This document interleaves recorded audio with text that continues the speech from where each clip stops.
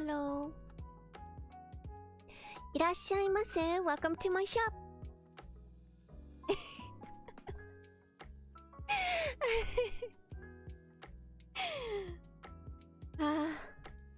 After 1.5 years, I think I can never get used to this.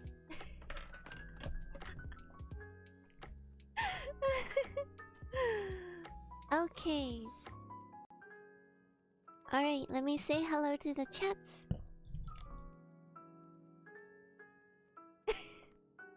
Hello, Lainey. Thank you so much for the Ray Cat pyramid. So cute. Wow. Hello, Sylvis. Welcome. Hi, Xingnu. Welcome. Hi, Unknown. Welcome. Hello. Hello, Kaiser. Welcome. Hi, Infix. Welcome. Hello, MPI. Welcome. Good morning, Reika and chat. Today's video is about just chat things. Yes, just chat things.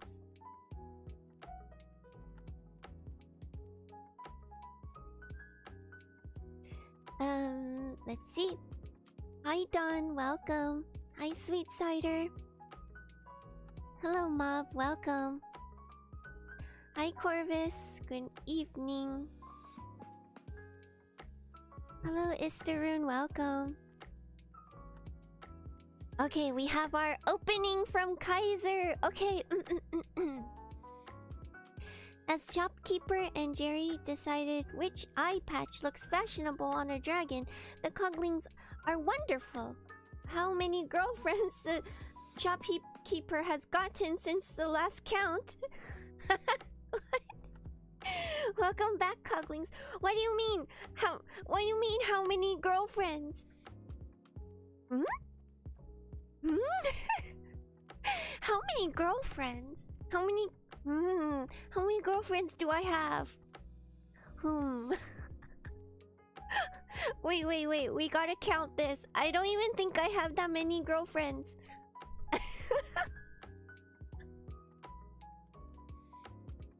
Welcome, Dart Clubs. Let's see. Hi, Mia. Welcome, Mia.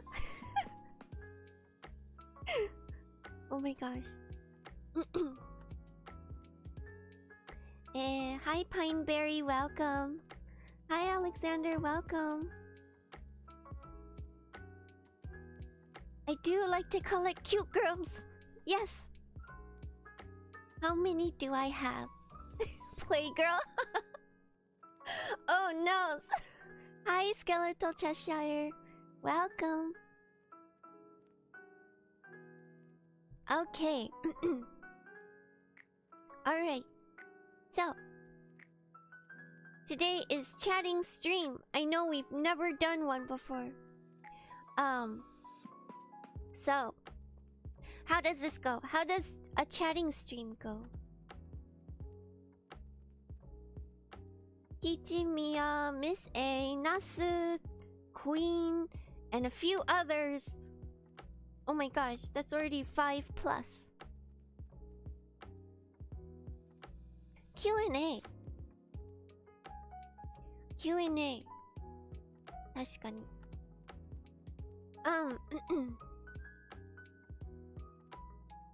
What did I say? Talk about summer sale. We have a list somewhere. Oh my gosh. Okay, so yes, it's been getting super hot lately.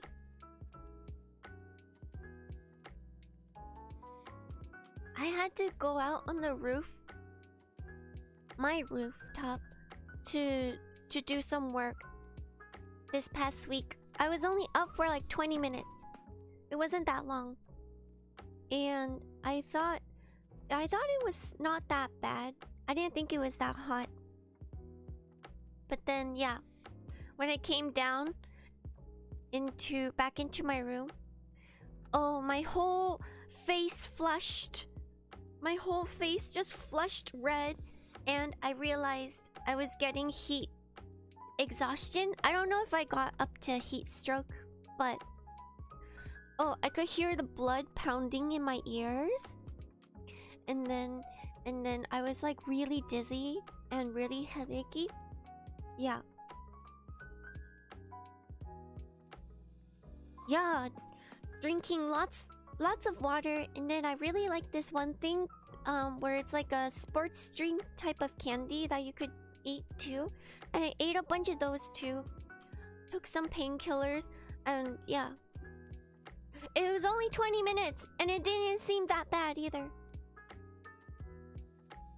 I think it was exhaustion. Yeah, there's a sports drink candy. Let me go see what the name of it is. I'm not sponsored though. ちょっと待ってください.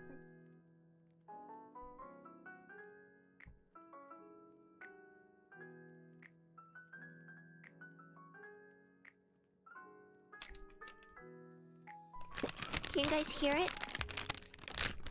I'm back. It's called... なんだろう? This is called 塩分チャージ tablets. It means to replenish your salt content. It's like salt. Oh, sodium charge. I guess it's called... It would translate to sodium charge tablets. Not spawn. Yes, it's electrolyte candies. そうだよね。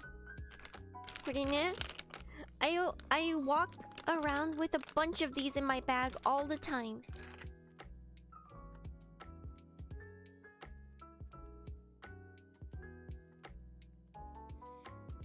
Yeah, it's getting so hot. Salt retains water as long as you are hydrated before taking. I see.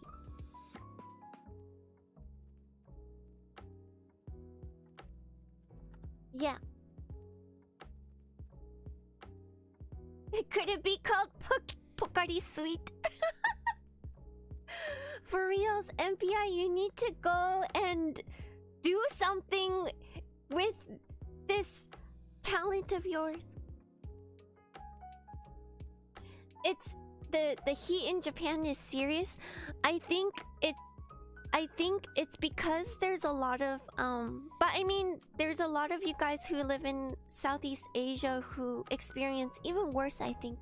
But it's kind of I don't know if the correct word is insidious, but I think there's a part of it where you don't think it's that hot because I think there's a lot of moisture in the air. So like it's not like pounding like hot dry heat. It's like wet. So like it feels kind of cushioned from, you get like a slight cushion from the sun rays. And also when it's like not that hot and you think it's bearable, but because it's like a lot of moisture in the air, you're actually still sweating a lot, and so you're losing a lot of your body moisture, I guess. So like sometimes you wouldn't even know because it doesn't feel that hot, but then you get hot.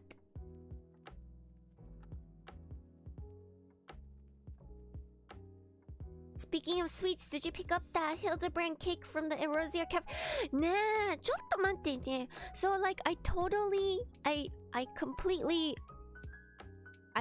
promise I reached out to Naho-chan. I was like, Naho-chan, we have to go to this cafe. Look at this. Can you believe it? And then she was like, yeah, sure. And then I looked at it. I was like, oh no, it ended yesterday. I can't believe it. So we missed it, but then I checked the website again and it says that I guess it's like popular. So, cause they only did it for like 2 weeks. But on the website they said that they're coming back. So Ugh. Hi, Cypher. Classic Reika. Ooh, sad. But it says that they're coming back again next month, so maybe I will go there with Naho-chan. So I wanna dress up. I wanna like, yeah, I want to go and dress up with her and go.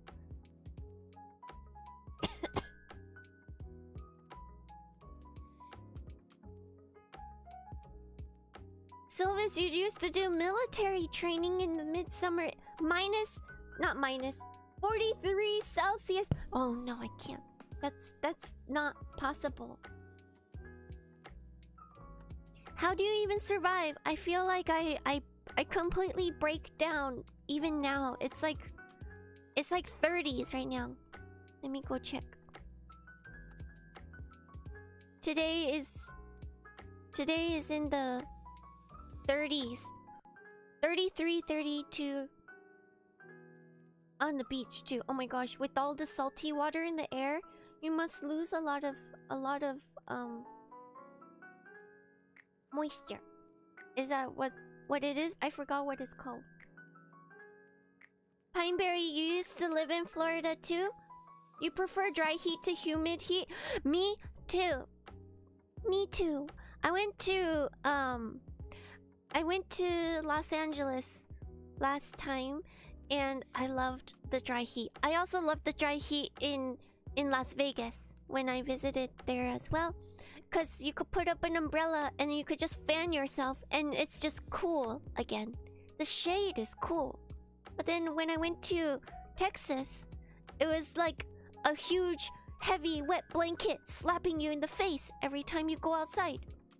And also, when I went to go visit Taipei as well, that was the same thing. It was like a warm, fat, warm, wet blanket slapping you in the face.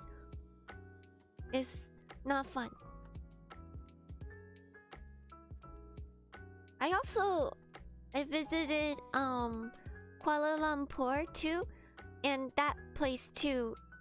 I think Malaysia was the most like unbearable heat I've ever tried. Cause like everybody was like, oh yeah, we don't even go outside. We hang out in the malls. I was like, oh my gosh. I want to go see the sightseeing stuff, and everyone's like, what?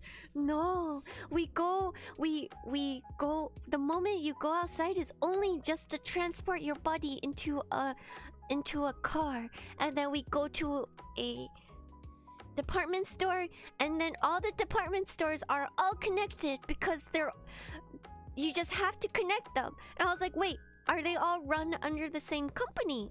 And they're like, no, there's just bridges to different company owned like department stores.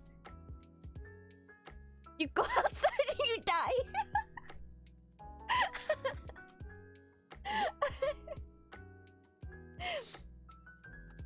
I think, yeah, I don't think I could survive. I assume Singapore is the same. When I visited Kuala Lumpur, there a lot of people also came by from Singapore. It was so funny because everyone wanted me to try durian, which I don't understand. I don't understand why everybody wants me to try durian. And honestly, if Mia is still in the chats, Mia also made me try durian. And I'm just like, please. Leave me alone. Oh my gosh.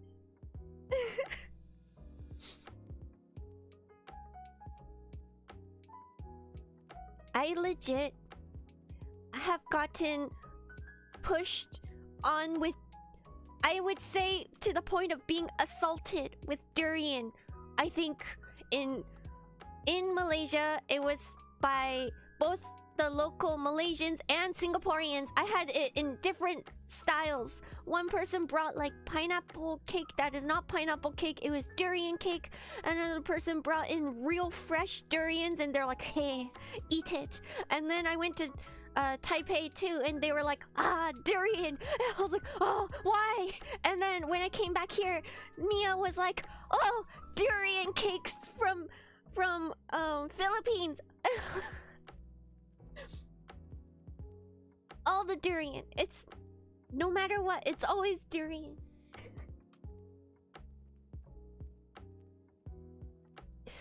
I don't. Okay, so I can eat durian. I don't have a phobia of durian. The thing is that I get kind of I guess it is doki doki because and I didn't realize this, but I actually went to a what is durian, says Kaiser. It's a fruit. It's this fruit that's like humongous and spiky, and then the inside is like these like lobes. I don't know how to say. It looks like lungs to me. And it's yellow. It's a fruit that's shaped like a spiked cannonball, says MPI. And it's like lobe-like, and it's kind of squishy. Innards. No, it's like it's yellow and it's like it's okay, so I guess it's stinky to some people because it smells kind of like an egg. But there's like a sweet quality to it too. And like it's like squishy. And then it's like, and then if you like open it up, I guess there's like a sort of light like film across it, you know, that like keeps it all together. And then it's like cream inside. The smell is strong, but the taste is sweet. Yes, I would liken it to like a egg custard pudding. Like, I don't dislike it. Her description of it being like lungs is spot on. Net. I've always thought that it looked like lungs. But because it's huge too. That's the other thing. It's humongous. So the thing is that I don't mind eating it. And the smell doesn't get to me. But the thing is that I feel kind of bad after eating it. And I didn't know why. And this too was like a new concept to me, because at that time I was like, you know, like I always feel kind of lightheaded after trying some and eating it and stuff. And then like, and it was the first time I heard about it was actually when I was in Kuala Lumpur too. And everyone's like, oh, you mean because it's heaty? This, oh my gosh, MPI, do you know what heaty is? Oh my gosh, I've never heard such word before. Everyone, tell me, what do you think what a heaty is? If you know heaty, yes, GA, that's how you spell it, heaty. They were like, oh, that's heaty. And I was like, what is a heaty? What do you mean? It was so mind-blowing.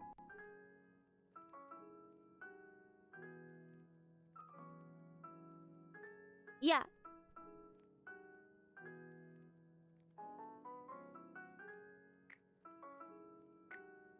Okay, so according to MPI, heaty is basically the concept of heat in your body. We associate certain foods with heat and cold to live healthy.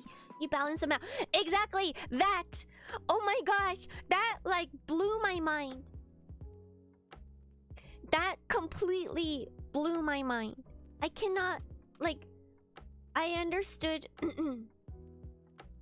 I understood the concept after they explained it to me, and then I kind of apply it even now to my life.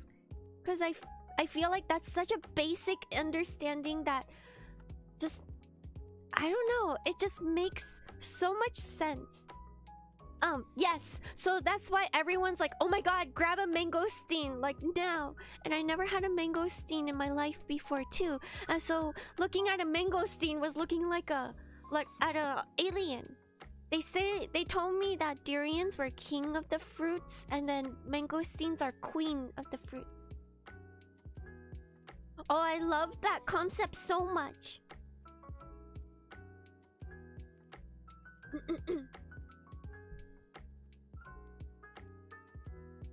So people are associated with mangosteens are associated with cooling. So people usually eat mangosteens with durian. Exactly. No, for reals. Somebody went and grabbed the mangosteen for me because durian is very heaty and mangosteens are cooling. Exactly that.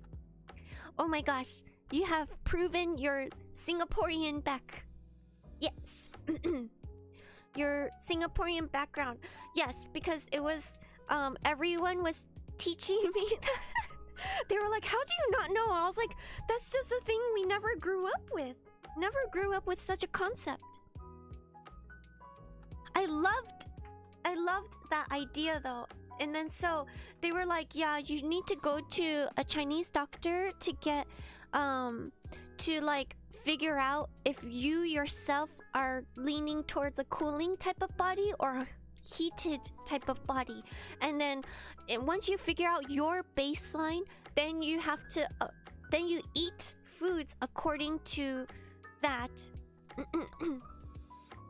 to reach a balance, you know? So like if your body is normally cold leaning, meaning that like you feel cold no matter what, and like your hands and feet are usually cold and that kind of stuff, it's usually like your blood isn't circulating around your body too much. So like then they recommend that you eat more heaty, quote unquote heaty type of foods to kind of up the circulation. Basically it's like, you know, sort of exciting the body to kind of reach like a equilibrium in a sense. So probably eating durian would help a person who has a cool leaning body. But I did go and get like I got what is it called? They told me it was they like measured me, I guess. I don't know. I went to a Chinese doctor and I tried it out for first time ever. I never been to one either. So I went to one and I was like, whoa, this is so cool. Everything's so cool. And then they like they like feel my pulse, kind of measure all these things, and it turns out I'm super hot. So I lean hot. I actually lean super hot, which is also why I die in the heat. But yeah, so that's why also I feel bad when I eat durian, because your blood is already circulating. So I guess like if you eat more hot stuff, people tend to get like nosebleeds and stuff too if they eat durian. I'm super hot, yes. I lean really hot.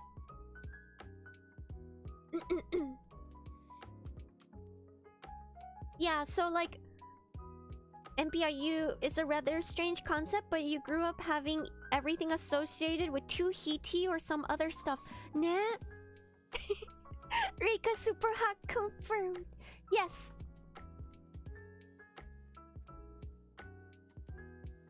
Three of you guys have the same one-liner.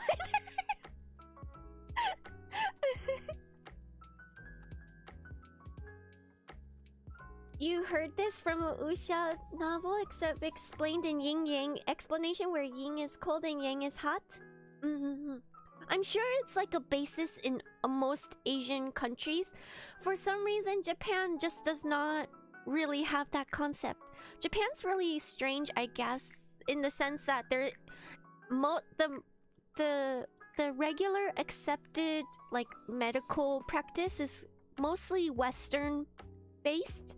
However, the medical facilities, we also get kampo, which is Chinese medicine, also prescribed to us. So it's like a mix. It's like a mix, but then nobody really explains or has the concept of a hot cool type of thing applied everywhere in life. Not just like, but we do get medicines that are like kampo get prescribed to us. So like if the doctor feels like, oh, there's like a nutritional imbalance, or if there's like another thing that can help support your immune system, you would get medicine that's like, you'll get pills that is like prescribed for the symptoms of what you're having, but then you might get prescribed alongside it a bunch of kampo in these like little bags where they like kind of grind up everything in little bags, and they're like, take this 3 times a day with water, like drink it with water, and it's supposed to be like a supportive thing that goes along with it. So like there is a concept of having herbal medication here, but there's no like everyday type of heaty or cool type of like food intake concept, you know? So like my mind was blown. Like I feel like my whole life has changed after I went and visited KL. Yeah. If you enjoy being cool, then probably you run more hot. So like things like, I know now, like I know that coffee is a heaty item, but I know like my body is heaty too, so like I have to just be aware to, you know, kind of counterbalance my cup of coffee every day with something that is not heaty. I have to actually eat more cooling items. So like things like ice drinks, coffee, fried foods are also heaty. I think, yeah, and then like things like nandaro, nanka, I forgot, but there's like a general idea of what to eat more of, I guess. Spicy noodles are super heaty. That's why I make it for people. I don't eat it. Spicy things are... Right? Spicy things are heaty, I think. Or was it the other way around? There is like a kind of an opposite concept to it. Is it? Hold on, MPI, you have to correct me on this. I know ice cubes are heaty. Because if you drink ice into your body tends to compensate to work harder and heat up your body more.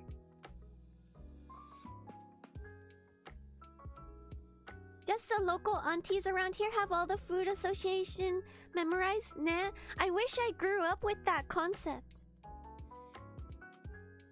But people also say like spicy food is cooling. That's why you eat spice in the summer. So spicy food might in fact be cooling. I don't know. People say to eat spicy stuff and listen to horror in the summer, here at least in Japan, to like counter the heat.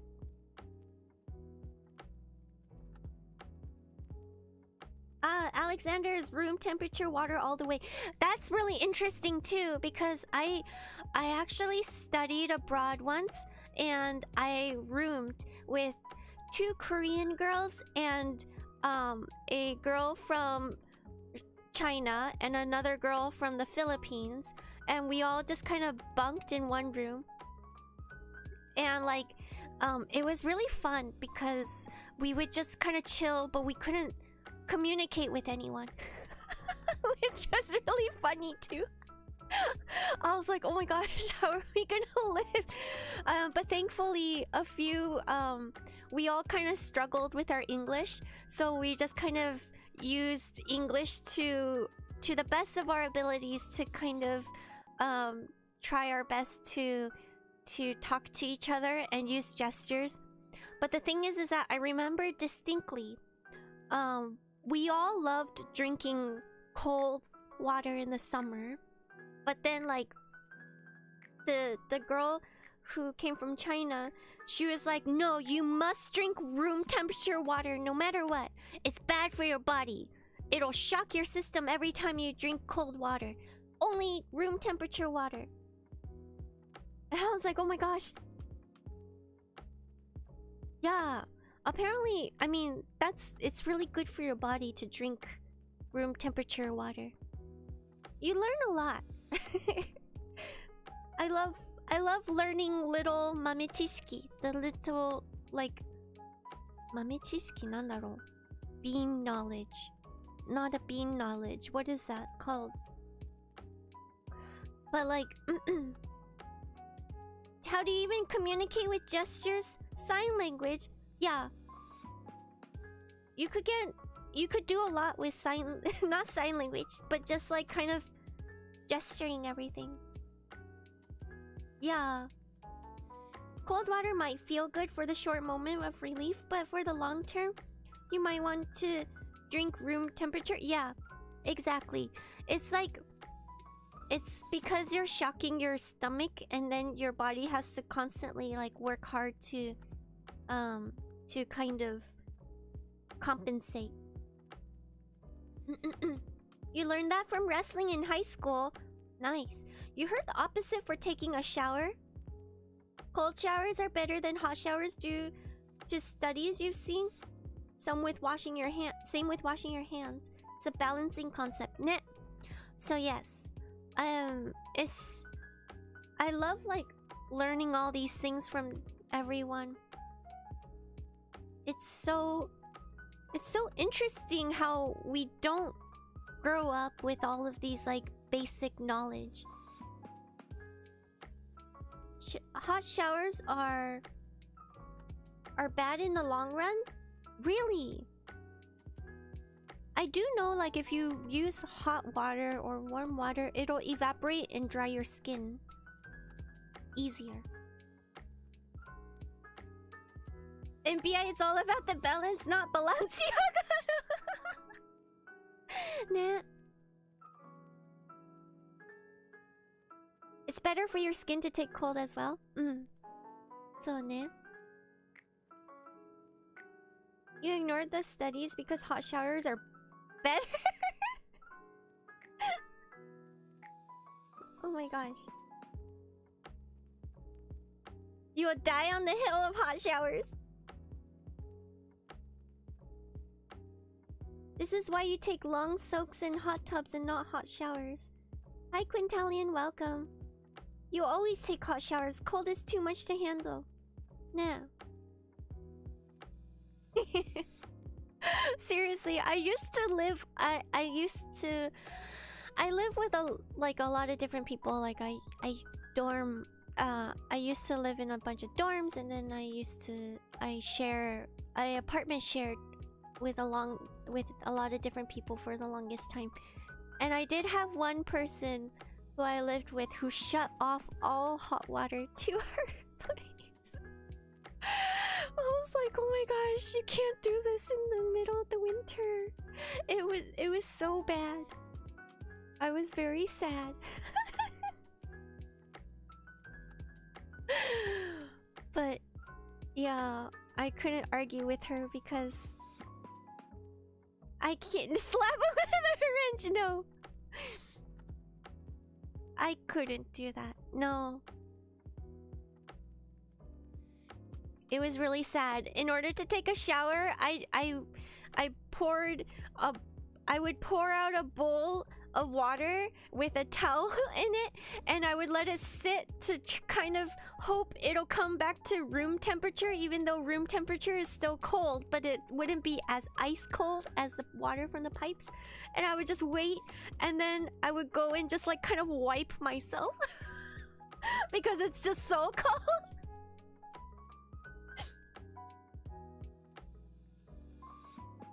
But you know, I was renting a room for her, so I couldn't be like, please turn on the hot water just for me. Why not heat it up on the stove? That person in particular, when I lived with her, she had particularities. So she had a lot of rules. So that was really interesting too, living with someone with so many hard, fast rules. Yes. So she was very strict, and then I had to like follow the rules to a T. So no heating up large batches of water on the stove. I think she had a particularity. So if somebody left the kitchen like after cooking, and even if everyone just kind of cleaned up after themselves, and she was like not a confrontational person either, so we would wake up, me and the other people who shared the apartment with her, we would wake up to a bunch of notes on the dining room table.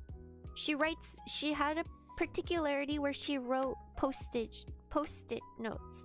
So she would write like, she would first accuse someone she thinks was using the kitchen before, so she often got it wrong, but then she would say so and so didn't clean up after themselves, there's water spots. The water spots is very hard, and especially it's harder if you're like wiping the stove and then there's like a streak of water if it dried up and it's like a but you know, water spot. Oh, is YouTube being weird? YouTube, stop eating messages. Oh my gosh. Yeah, so she, you know, we got in trouble for things like water spots and stuff, and then she would then enlist a fine. She would charge us like 5,000 yen for leaving water streaks in the kitchen. So, but then because it wouldn't be, but then she would point to the wrong person. 8 messages for you guys? Oh my gosh. 5,000 yen is about like $50. But then she was charging a bunch of people who were like students. And I was also just starting out to work and stuff too. So, you know, we would either dispute it with her, and the dispute would be this long row of post-it notes, because she would never come out of her room to talk. She refuses to come out of her room to talk. It's not 5K a month, it's a fine. We paid, I think, close to... I think it was cheap compared to the time. I think it was like around 6万だったんだから、it was about... 6万っていくらだったっけ? How much is 6万? 6万は600... 6万... 600... It was 600,000 yen a month. So we paid a base rate of 6,000 yen a month to rent out one room. Mine was 3 tatami size room. It was almost, my room was like a closet almost. It was only 3 tatami sizes. And it's not 3 tatami sizes long, it's 3 tatami sizes, you know, kind of bricked together. I had one futon, and I lived out of my suitcase. And then she would then charge us. Yes, so it's about, I think, if you're thinking about it in US dollars, it would be $600 a month, but then she would find like little excuses to charge us. So for example, like for a water streak in the kitchen, she would randomly point to one of the people renting from her and be like, you owe me $50 for this. Or like if in like things like the toilet paper, she was like, oh, I think you guys used too much toilet paper this month, so I'm gonna deduct another $20 each from you guys.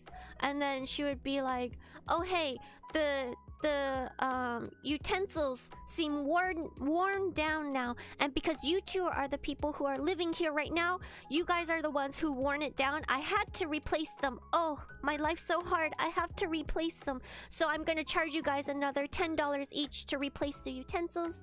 Or like, she'll say like, it was a hard time. I stayed for a while, but only because I had nowhere else to go. But also, like, I moved in. Now I'm just like releasing all my venting. It was so many years ago though. Like, I moved in and the door didn't close. So like, it closed, but then it'll slide open again. There's something wrong with the knob. And then so I was like, oh hey, like I couldn't close my door. She's like, okay, I'll get it fixed. And then later I got a bill for like $100 or so for it, and she was like, yeah, I had to fix this for you, so you had to pay it. But then I was like, but you know, I didn't live here before this, you know, kind of thing.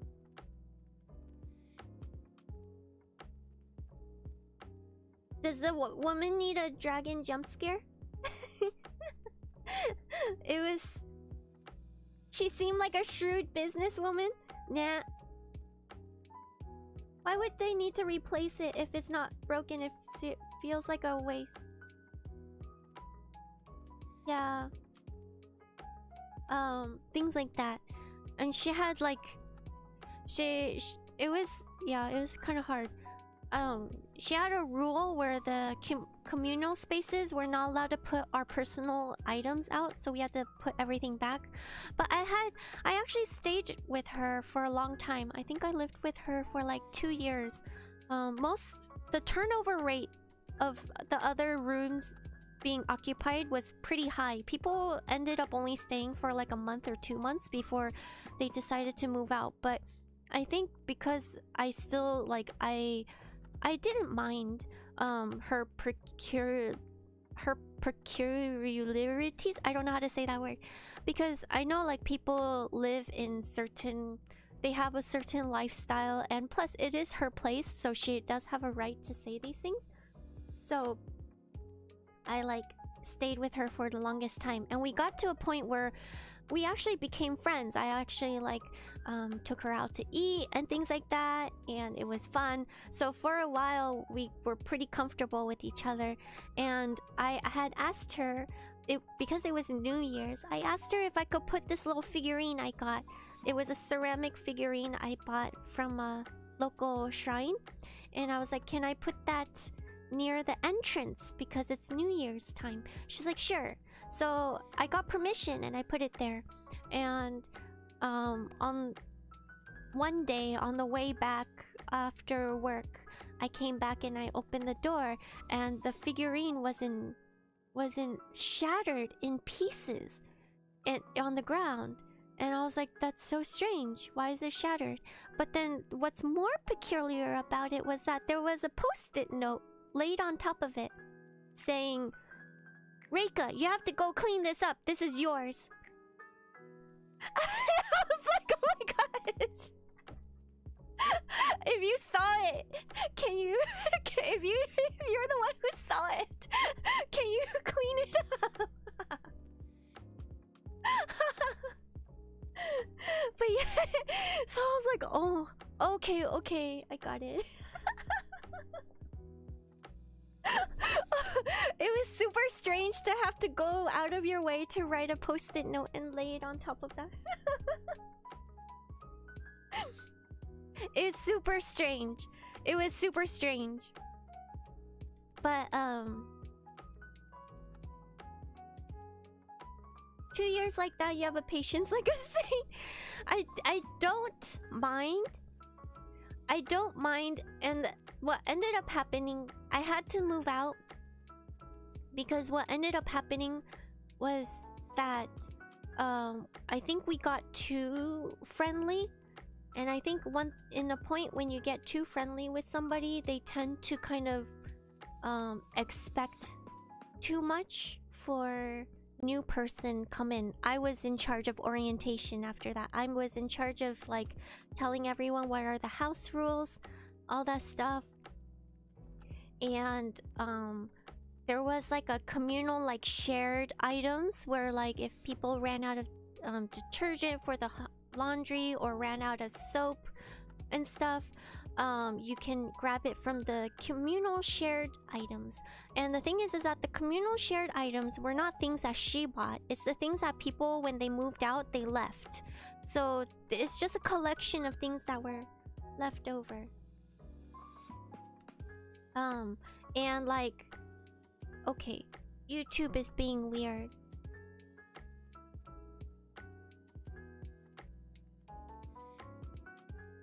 Okay, YouTube is being super weird. I don't know if it's okay.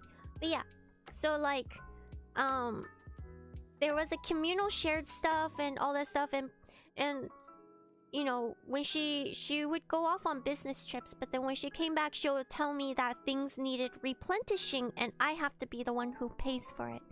And it turns out like after a while, after all the things, like even the other roommate's room, she would end up charging it to me. So like my rent went up to the point where it made more sense to live somewhere else.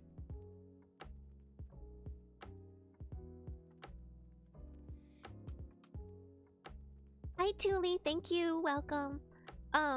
Yes, so like, yeah, so she ended up charging me for a lot of the things.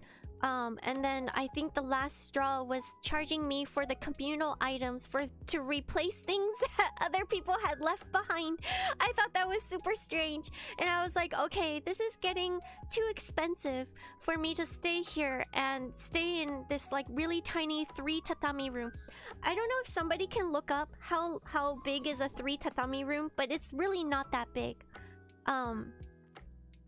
And I also knew that she was like coming into my room because like things in my room would either go missing or moved around and stuff, and I would find it like I would find it in the trash can like later on too, and I knew they were things that were in my room and they just kind of disappeared randomly and then they appeared in the trash can, and things like that. And it was just, I don't have a lot of things to hide. I grew up with sharing my things all the time, so I don't mind things missing all the time. Like, that's not a big thing to me. It's just kind of like, oh, if it goes missing, I'll just replace it and all this stuff, so it's fine. So like, I was like, okay, it just made more sense to move out. So I was like, okay, it's time. And so when I told her that, she got really upset. I don't want to go into too much detail, but she got very, very upset. And then I felt like I was escaping because I had to ask some friends to help me move out when she was out on a business trip to kind of run away from it. And she charged me for the following two months after that because she said I didn't give her enough heads up to replace my room, which is understandable. She needed to find like another person. But yeah, I had it, yeah. Don't tell me there are times you lost money for some reasons too.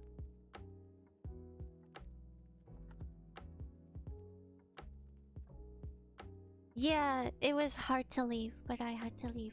And then I left, yeah, I left a lot more money just in case to cover everything and anything. So yeah. Yeah. But it's all good, you know, living and with different types of people, you kind of learn like people have their own like eccentricities and all this stuff.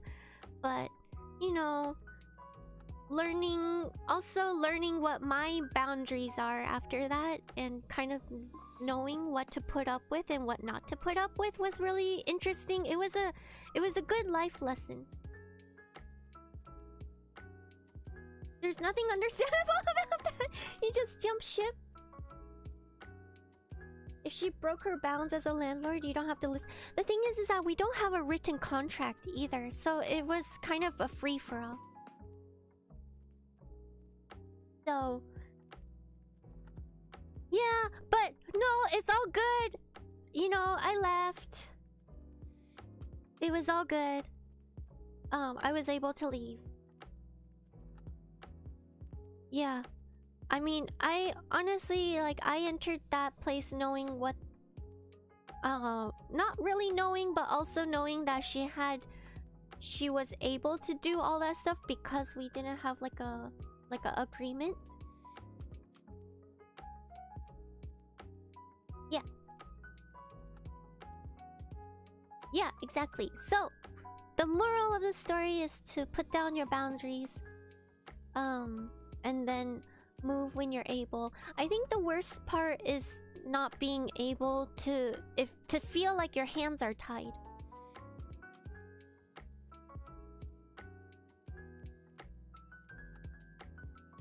You just looked up 3 tatami size apartment and wow, that really is just a large closet, right? So yeah. I lived in a really small room for a really long time.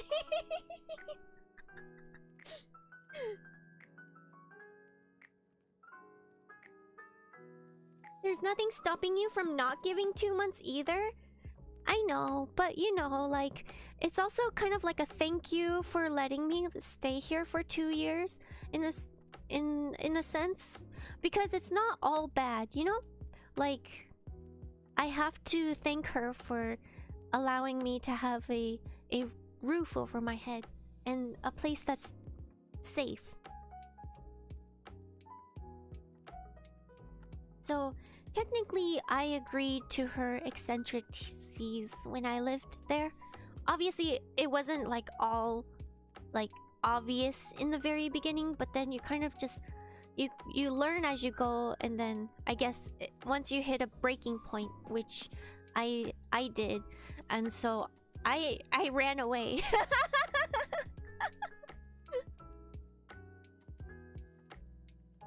Is that the size of your closet?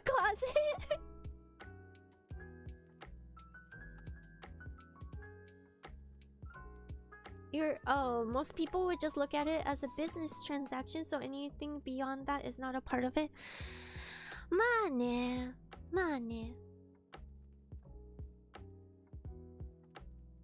You've debated putting a bed in your closet a few times to camp out?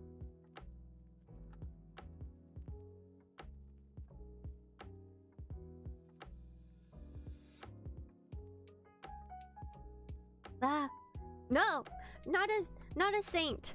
Obviously, and when I told my friends that, I got a good stern talking to.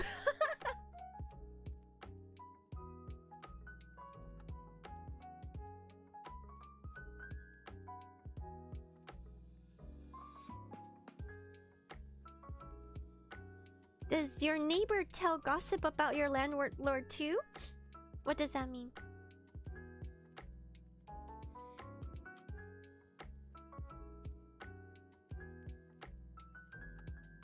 You don't owe her for anything either? Well, Ma, it's true. If it comes down to it, like, yes, I don't owe anyone anything. Obviously, I know that. But me as a person, I don't want to lose that part. In a sense. Like this, I know I don't owe anyone anything.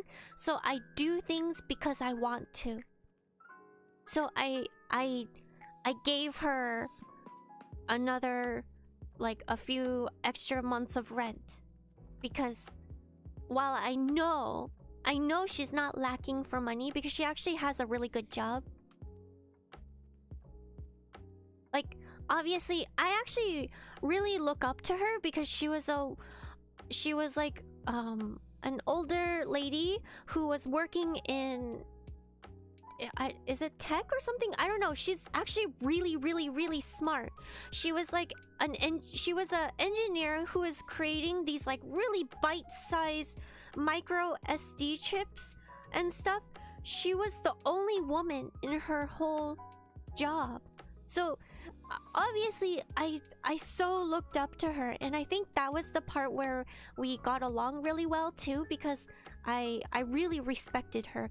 for what she was doing and all that stuff. So for that point, and for like the thank you for letting me live here and be safe for 2 years and all that stuff, with that feeling, I paid extra, even though I don't have to. I know I don't have to.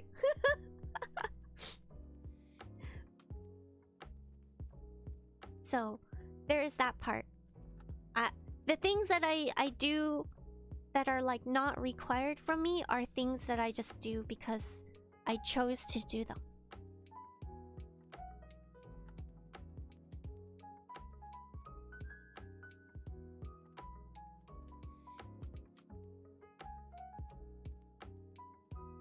Does she happen to work at YouTube? Maybe she was stressed sabotaging the stream. No.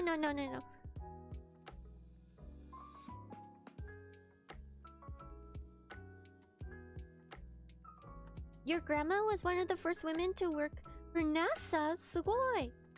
And you ever had an elder age? She could type at 120 words per minute. Wow. Nah. So,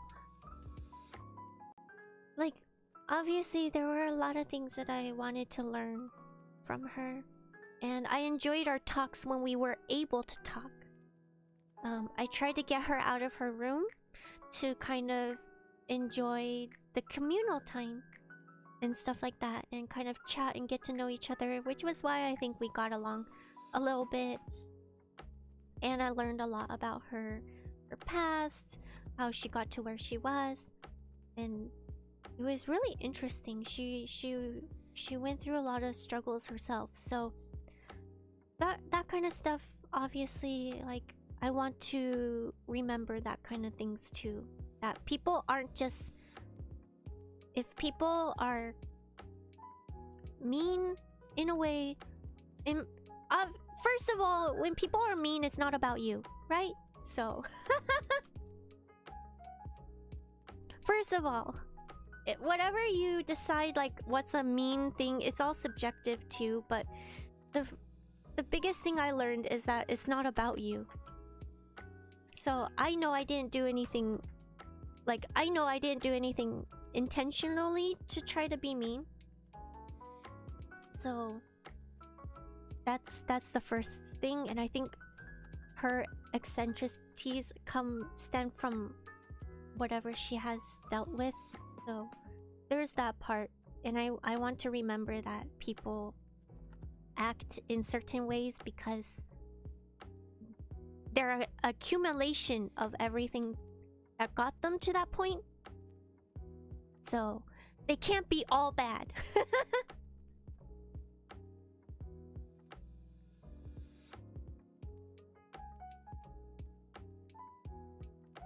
What are some of the things she taught me about engineering? She couldn't teach me anything about engineering. Everything was NDA protected.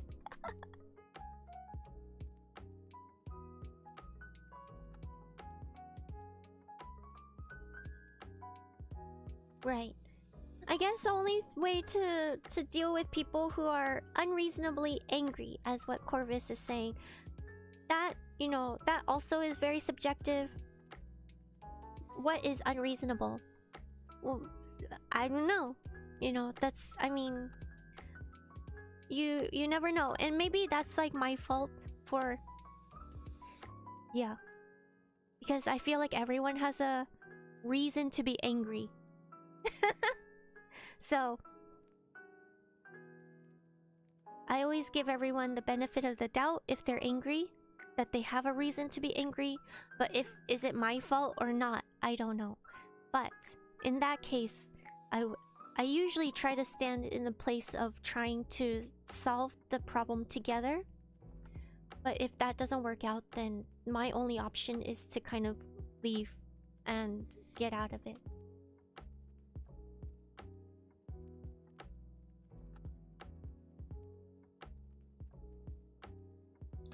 Yeah, your grandma is so cool.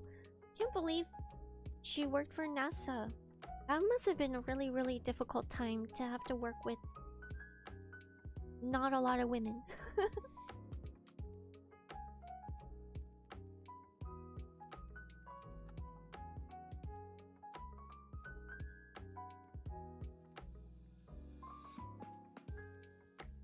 Yeah, I mean, I guess that's just whatever you decide is like what you're responsible for. You're not I learned later on you're not responsible for other people's emotions. So like if they are feeling certain feelings that you don't think you're responsible for, it's up to you what you want to do with that. But obviously you can't self-sabotage. So that's the part where you gotta put down boundaries. And I mean, after a while, I'm still guilty of it, but I still try to stay and try to figure out, because I think I value human connection more. So if I can keep that connection, I would try.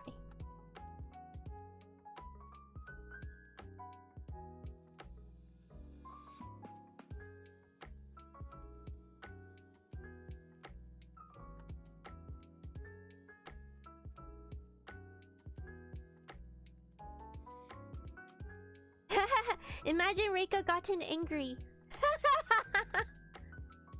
Oh my gosh. I got angry at the games. You've seen me. You've seen me be angry. She actually ordered parts for the Apollo mission back in the day. Amazing. Oh my gosh. She must have so many stories.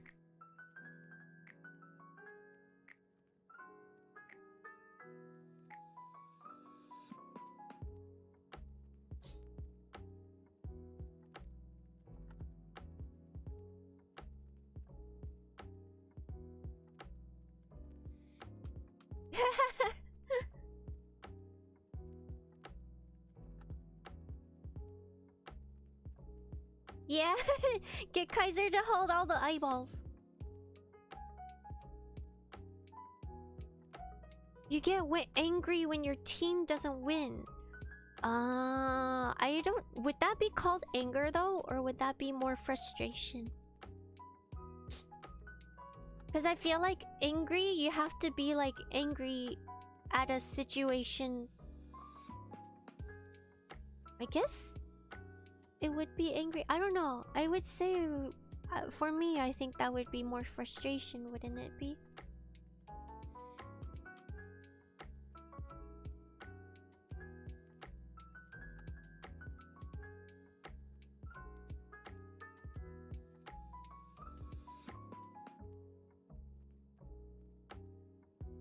Yeah.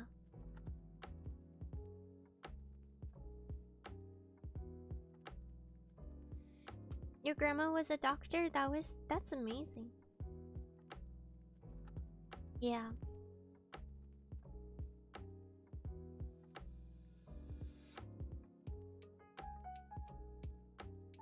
Alright, well, I guess we did chat.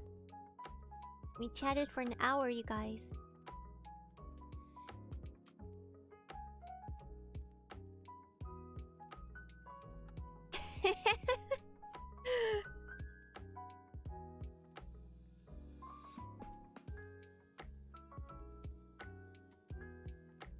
Yeah. If you don't... Yeah.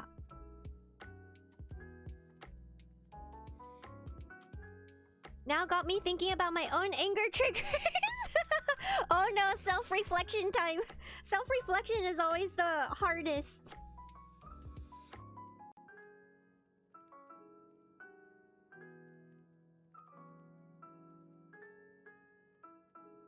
They're not exclusive. Okay, that makes sense. Could be angry or frustrated, but you're usually frustrated first before reaching anger. I see. Yeah, I don't know much about that, but you get angry playing League. Reminds you for your question, dragons usually give parts of ourselves to humans when they either want to succeed or learn a lesson or get into doki doki pairing. You're Cupid!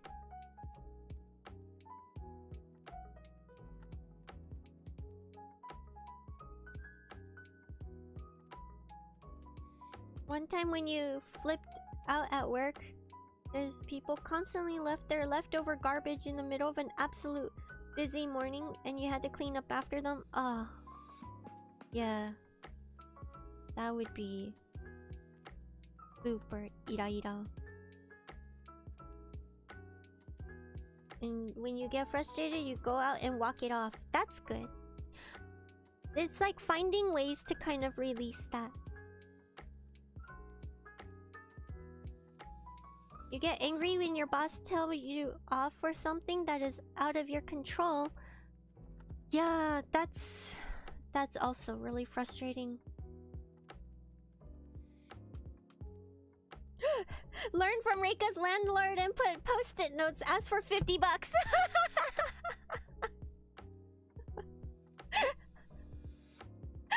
Oh my gosh. Seriously. That is so strange. I'm out of coffee, you guys. Let me take a break really quick. I'll be back. 少々お待ちください。ちょっと待ってね。Okay, I'll be back, you guys.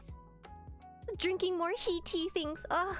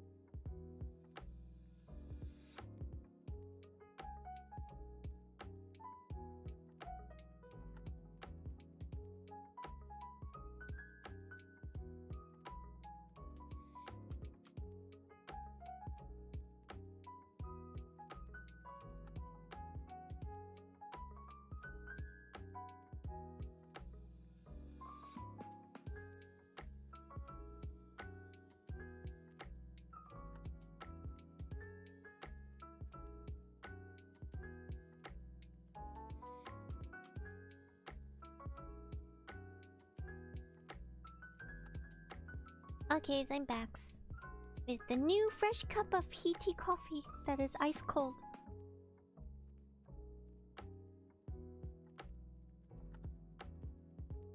Do you also have to pay for the sticky notes she uses too? I have no idea. We had like a extra utilities like section where the charge would change every month, but I don't know what she's charging me for.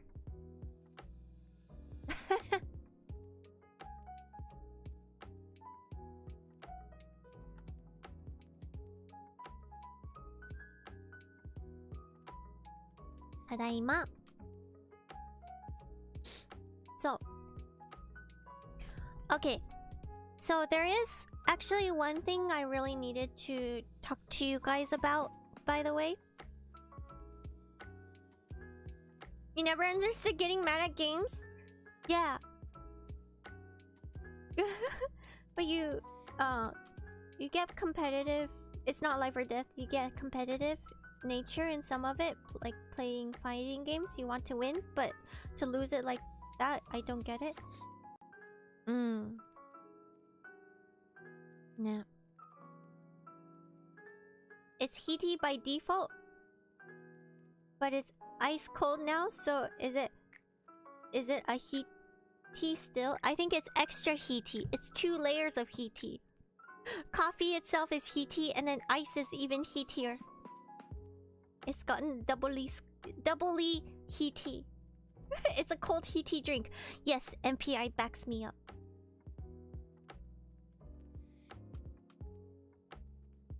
So, okay. I I have to let you guys know something really, really, really important, okay? So, and also why we are doing a Zatsudan stream today. You know, I kind of... you can see I'm procrastinating. Just a little bit.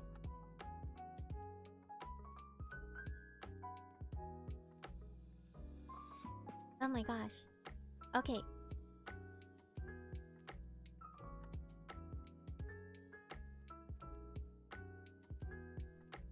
Gasp. The Coglings are listening. Okay. So. Yes. So the big thing that I want you guys to know is that the biggest thing I want you guys to know is that I will no longer I'm pregnant.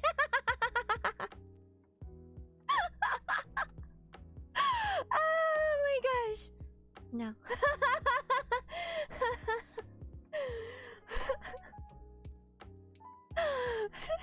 It's like one suddenly here's a mini Reika. Jang.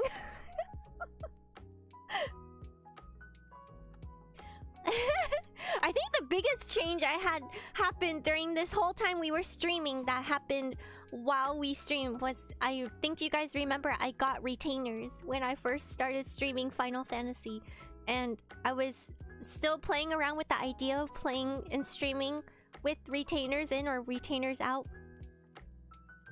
But having retainers in made me speak really strange. I had a lisp every time I put retainers in. But just this past week, I got my attachments on my teeth off, and I am finished. My teeth are all straight. My bottom teeth were all very crooked, you guys. It was not a fun time. So, yes. You had a lisp when having braces? Yeah. So, I have... my teeth are all straight now, and they're all super smooth and very nice. So I actually got fitted for a pair, or like a pair of permanent retainers, I guess. So they're not coming in till next month, but I'm officially over. So you had braces for 14 years? Oh my gosh. You guys, we're getting off topic again. Oh my gosh. So, back to the thing on hand. Okay. All right. So, I have to let you guys know that I won't be streaming regularly anymore. So, and this is not by choice. This is absolutely not by choice, and I hope you guys can understand this. And yes. So, yeah. I will still be streaming once in a while when I can, when I'm able to. Hi Mio, welcome. Yes.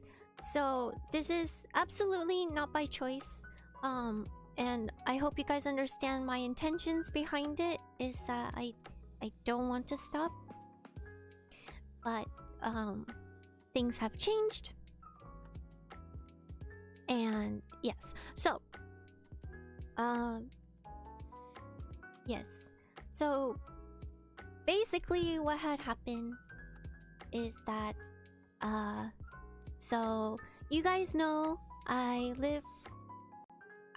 don't live with Joe, but Joe is the person who is taking care of me, and I took over his shop and stuff like that.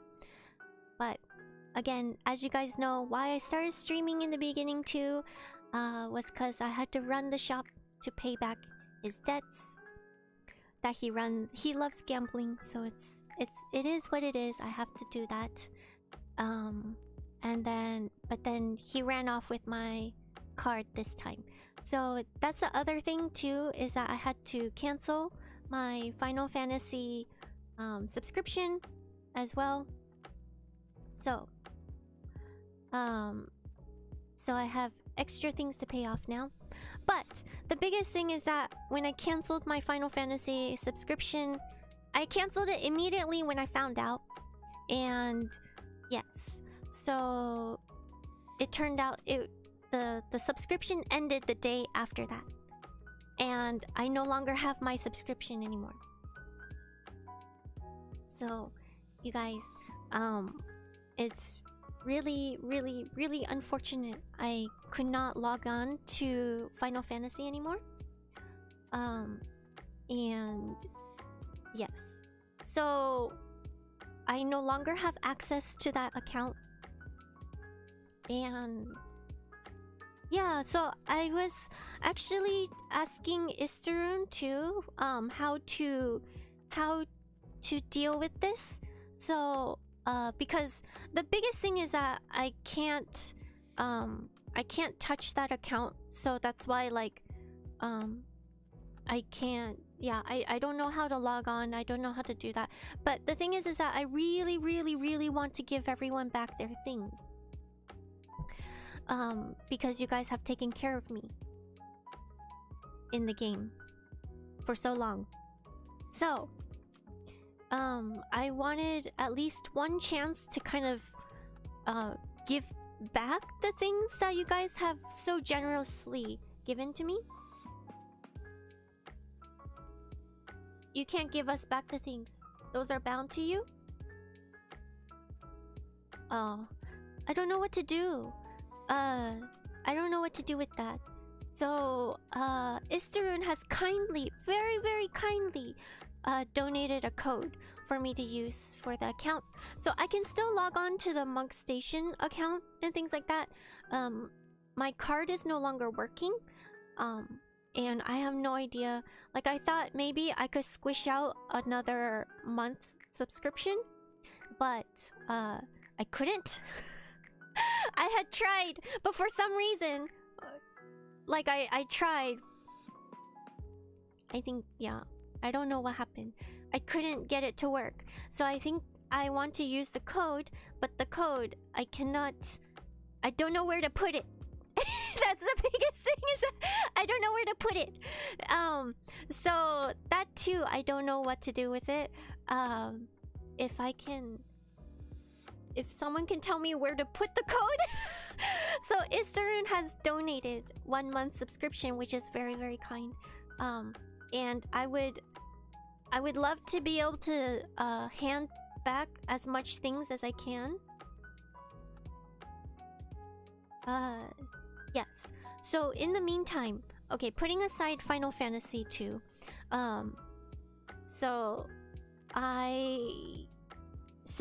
right now I have to work full time now and cannot be streaming anymore. The streaming stuff really in the very beginning too was because our shop was kind of suffering during the pandemic, and I wanted like a way to kind of utilize the time at the shop but also kind of put the word out there.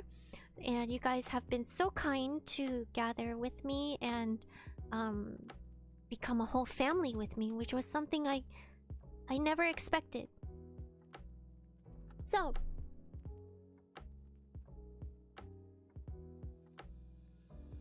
it's not the end. I actually have another stream lined up for next week. So that's the biggest thing. I don't want you guys to think that this is the absolute end.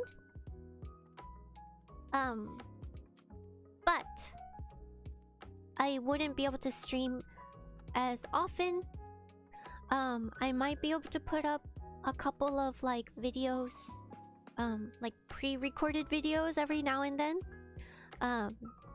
But in terms of streaming, at the beginning of when we first started, I was streaming 5 times a week, and then it lowered to 4 times a week, and then this year it was 3 times a week, and then due to recent circumstances, it's down to 1. But yes, it'll be even less than that from now on. And then also Final Fantasy will no longer be a viable option for me. So if anything, if I do come back, it will either be like a Zatsudan like this one, or a maybe Honkai if that's still a thing that people want me to play or interested in playing. I mean, I'm still interested in playing that game. And yeah, but I have to put my main focus now. I have to put it back on the shop and kind of get things going. But it's all thanks to you guys that I'm able to get my shop up and running again. And yes, so it's a happy, like, sort of yes. I'm not gone though, just so you guys know. I'm not gone, so you guys can still keep in contact with me through Twitter, through Discord, and then through the one-off streams every now and then, here and there. So yes. So I hope you guys understand. It's not a absolute final goodbye or anything like that. It is a wrap up for the Final Fantasy series, and that I've always been super grateful for, and you guys were always super kind. I'm wondering though, just like a wonder though, like I don't even know if I can get the credit card situation figured out. But if it does, I might be able to pop in every now and then. So, yes. I don't want to rely on you guys' donations all the time too. So, yeah. So when I was chatting and figuring it out with Istarun too, Istarun has kindly said that they will take care of the what's it called?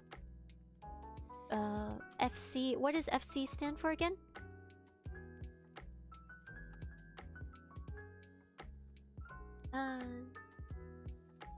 Free company. I'm sorry. There you go. Famichiki. いやー、ファミチキ食べたいなー、リアルで。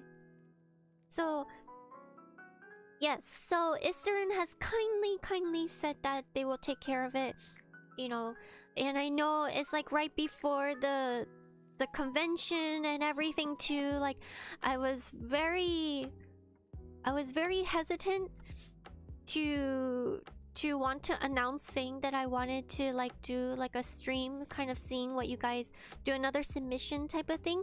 But when I thought it was actually gonna be okay, I announced it. But then it's come to this, so now it's not a option anymore. But I still want to see everything. So please send it into the Discord, what you guys found interesting, what you guys got. I want to see what you guys bought, your Final Fantasy convention hauls, and of course Istarun is still arranging like a meetup and things like that. I'd love to see that. It's all the Coglings together. Yeah, you guys definitely made a huge family together here, and I really appreciate it so much. You're getting a new phone, so the pics will come out better. Amazing! I can't wait. I really cannot wait. I think for now the character, the Reika character in Final Fantasy, I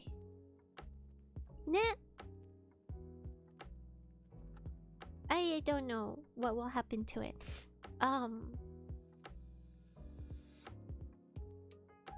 Shinryu, you put on your maid costume and clean the FC house once a week. Oh my gosh, please send a picture. Oh my gosh.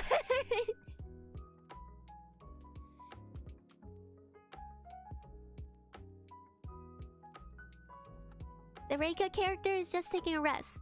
Yes. But you guys, it's not like we're not ever gonna see each other again.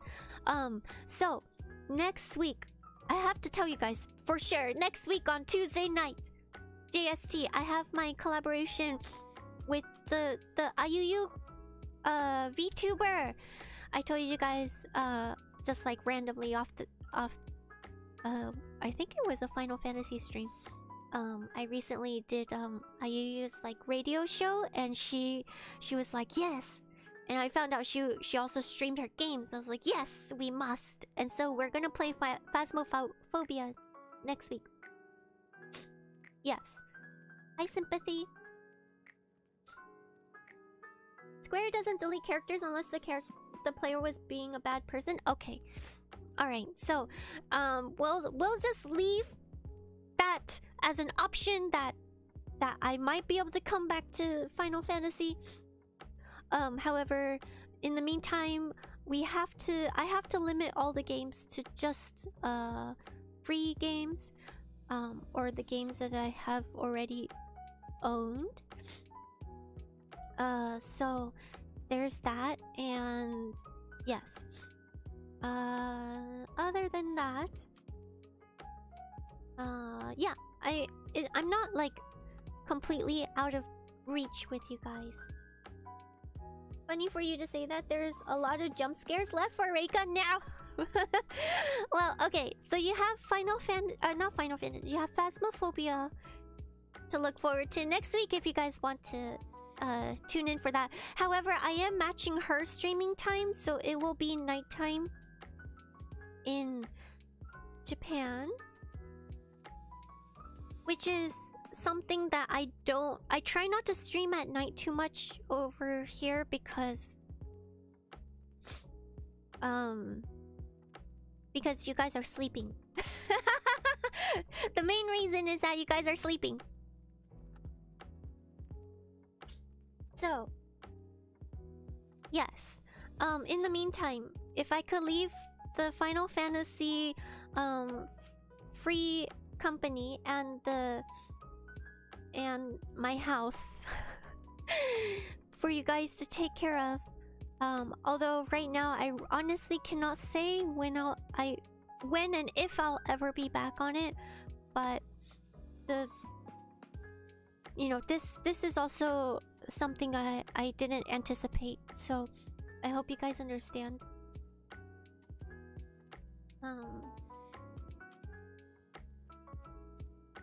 You have to wake up in the morning then? Oh my gosh. Okay, well, if you guys just like crack open a side eye and sleep with my Phasmophobia stream on, that would be amazing to kind of see you guys' faces in there. The jump scares are getting stronger. Wait, is Phasmophobia updated or anything? Thank you, Eleni. Oh my gosh, member for 5 months. Oh my gosh. Continue to support your favorite steampunk VTuber. No, you guys are gonna make me cry. Oh no, I was already kind of so shameful.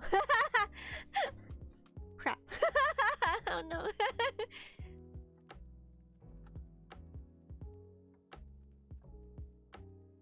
I had to make sure I get everything down. I wrote down a list of things to say, and my biggest note at the bottom is to stay happy.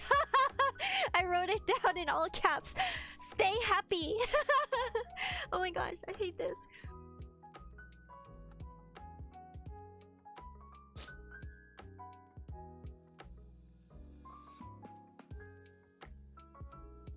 You guys.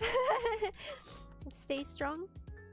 Keep supporting our sweet, lovable Reika. Thank you, Sweet Cider. Thank you, Darth Clops. Thank you, MPI. It's not the end, you guys. Just have to cut back on a little bit. A lot of it. But it's a good thing. My shop is thriving, you guys. That's the biggest thing, is that thanks to you guys, thanks to AKA, that I had this opportunity and now my shop is thriving. So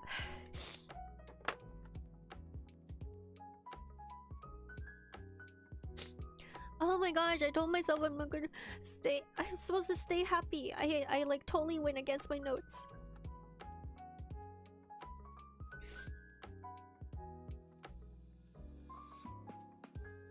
But I have to tell you guys really helped me for the past year and a half, and it's been so much new experiences. So I have to thank you guys so much for being with me, learning from nothing.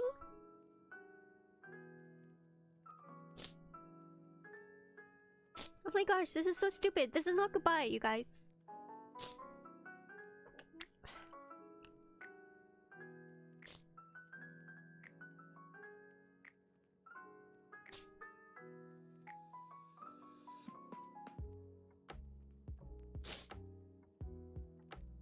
Right. I will announce whenever I will be streaming. There will no longer be stream schedule posts anymore, so I will have to just notify you guys. So in that case, I will be notifying through Twitter and the community posts in the community board when I can.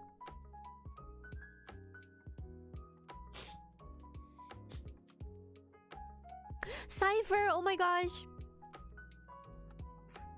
You don't know how much that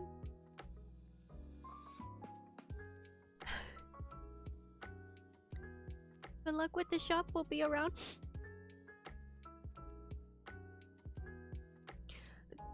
It's been, yeah. things are looking up so much, you guys. Thank you so much. I've been so I know it's so crazy. I've been so busy lately, like working morning till past midnight. I've been working till 4 a.m. every day this past week. And I wouldn't be thriving this much without you guys. Like honestly, whenever I think I'm tired, I keep thinking it's because of you guys, and it is because I had this opportunity, you know? So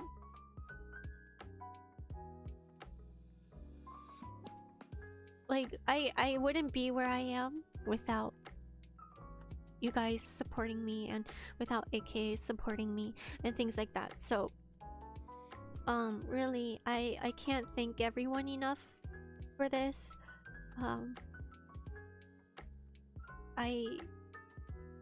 Yeah. You know, you guys are free to come visit my shop when you guys do come to Japan and things like that.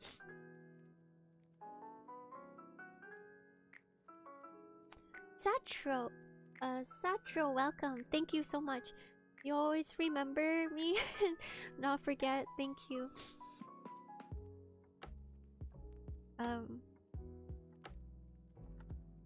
You guys, I am, yeah, please, you know, you guys don't be a stranger. I will miss you guys a lot through the streams, of course. You guys have honestly been my teacher, my older brothers and sisters in a way, teaching me how to play games. First of all, that was a big thing.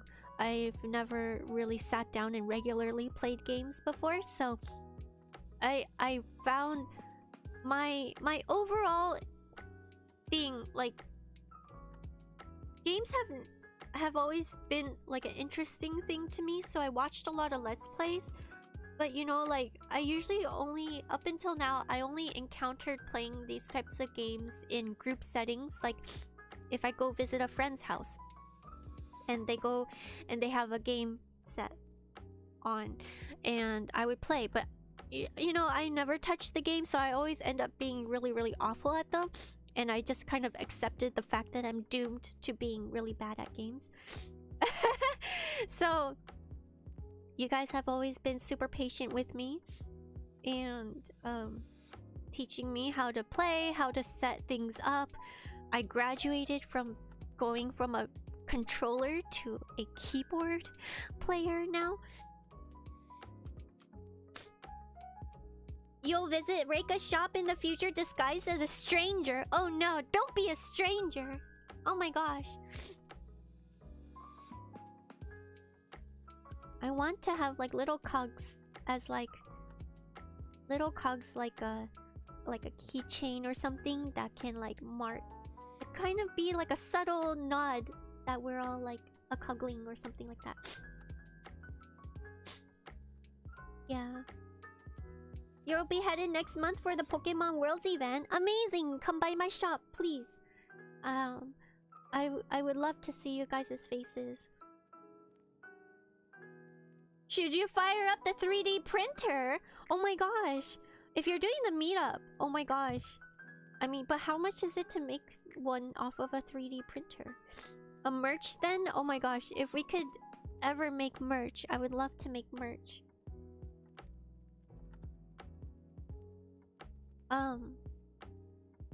Obviously, I could do more chatting streams too, so we could always hang out like this too if you guys don't mind. What about Lego? Is there a Lego cog?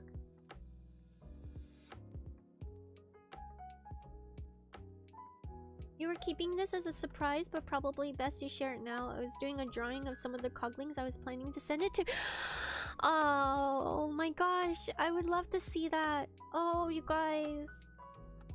I would love to frame it. Yeah. Please do send it. I would love to. I would love to see it.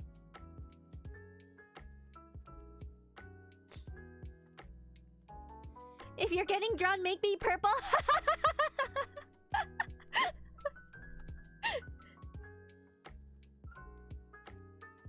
You like me to try Sekiro? Is that really like a difficult samurai game or something? I feel like I've seen it.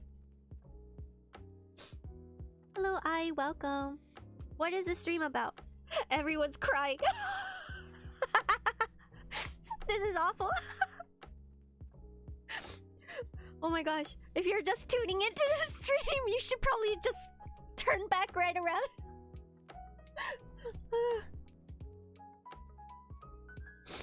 Sekiro is harder than Elden Ring, personally. You're here to witness a new chapter?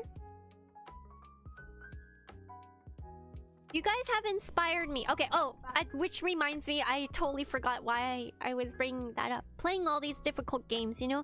Like, I learned... This is my absolute, like, announcement thingy to all gaming stuff. I feel like I've learned so much about myself and how to deal with different situations through games. And I know it's not like a, oh my gosh, wow moment for a lot of people who play games already. But to me, it's like a huge revelation. Like, you're put in situations that you'll never be put in real life. And you have to react within a certain time. So like, now I know what kind of person I am when I am faced with such a situation.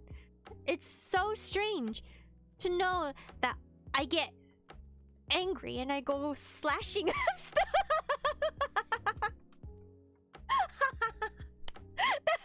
that is a huge thing. I never thought I would.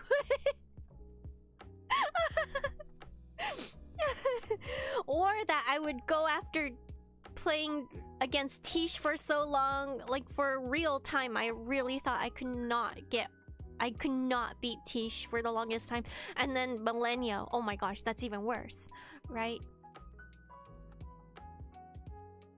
Like, I really think there is a very real benefit and almost like a necessity to playing games. So that has definitely been like a new revelation too after this whole like 1.5 years of regularly playing games with you guys. Like, to me, in the very beginning, it was almost like homework. Honestly. To me, because it was, you know, it was going into something that I knew I didn't know anything about. And I had to study, and I had to learn, and then I had to, like, repetitively practice. And yes, there is an entertainment aspect to it. But honestly, at the very beginning, it was kind of difficult for me to play games all the time and to play it for so long. That it was like a homework to me. I didn't hate it, but again, it was just like constantly using your brain for a long time. I wasn't shutting off my brain to play the games. I had to be alert and paying attention and things like that, and then learning how to stream at the same time. That was also a lot of things to kind of get used to all at once. So, but now whenever I'm not streaming, I'm thinking about streaming. That's so weird. I think is that an addiction? I don't think so too, because I know, like, I know I have to make the time and place to stream. And also, like, and then along with it, I don't touch any games when I'm not streaming. But I think about it all the time.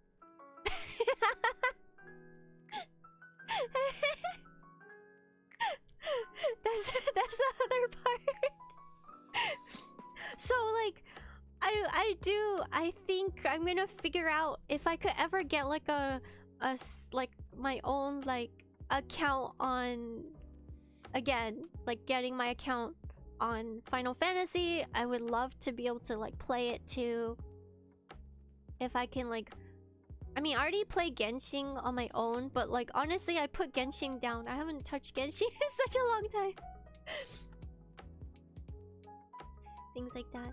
Reika is addicted to games. Oh no. Things like that. So, yeah. But again, it's not a for this situation right now. It's not a problem of whether or not I can get my account back or not. It's more that my shop has taken up like all of just like way too much time.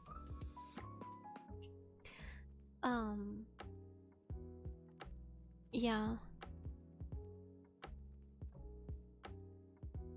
So honestly, like, for the time being, I don't know if I could stream regularly anymore, but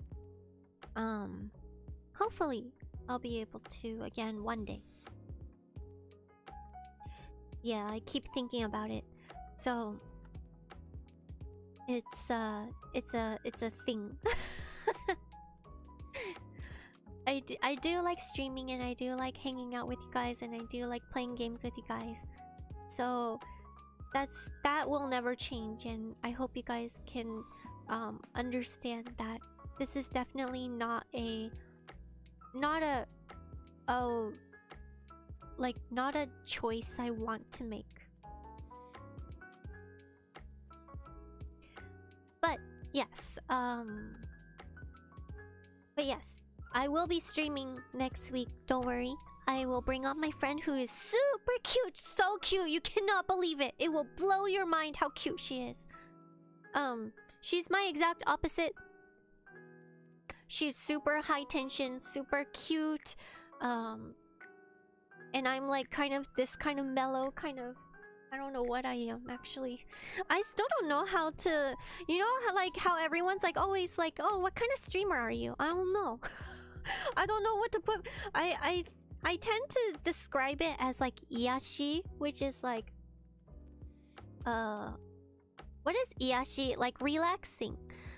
I tend to tell people I feel like I am a iyashi ke onesan.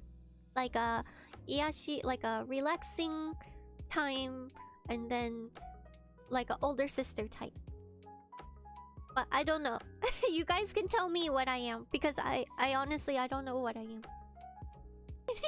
So that too is like, I'm a variety streamer.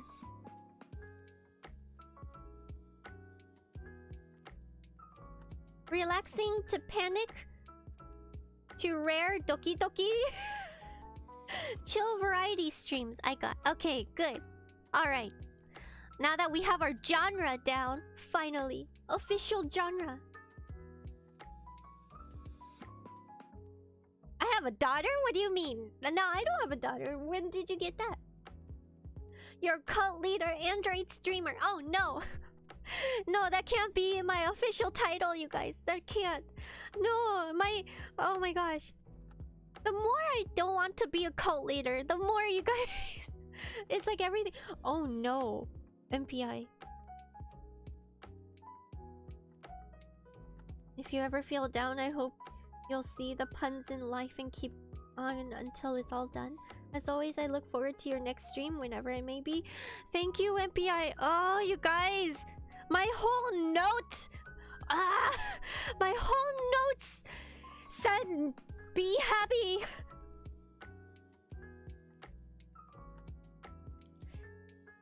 Oh my god.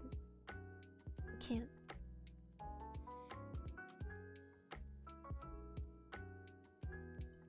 GA says, I thought you were a mechanic at first and then an android cult leader and later a successful shop owner. Why is cult leader in there? I never said I was one. No notes free the sadness. Only happy. You guys, I'm super happy though. I feel like every time I work at the shop, I feel like it's always thanks to you guys. So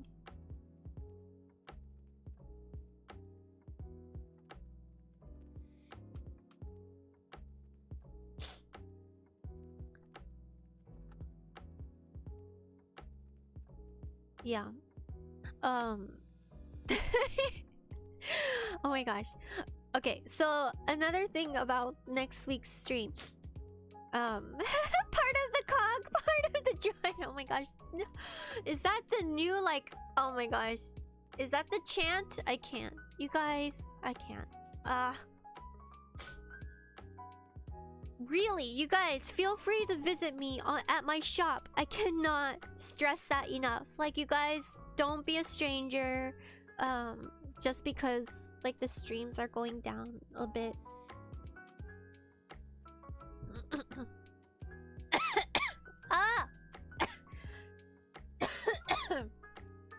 Choke on my coffee.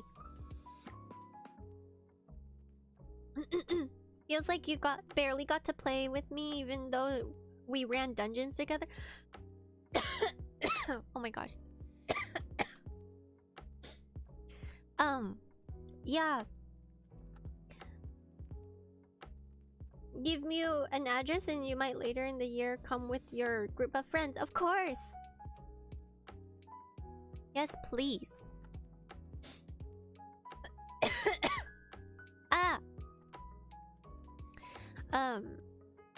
Oh my gosh. So the other, okay, before I forget, the next week's stream is gonna be all in Japanese. That I really apologize for.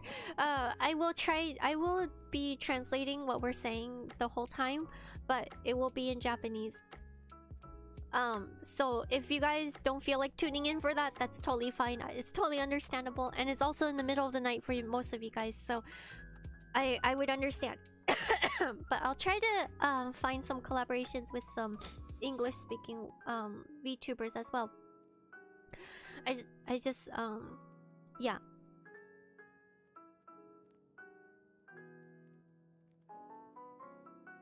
If you get that address, I have some stuff to mail. Oh.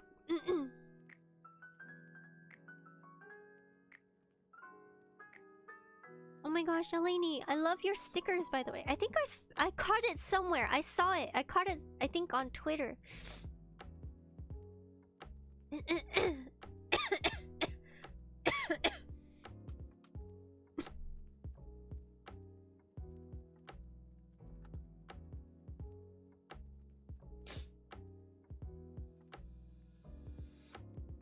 Challenge accepted. Tuning intensifies. Ah.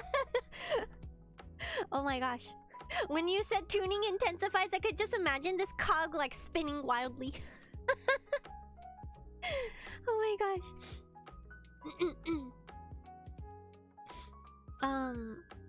What was it?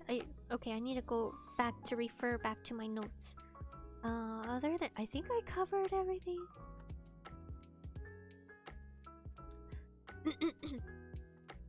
That's oh, did you see the little sugar yadong?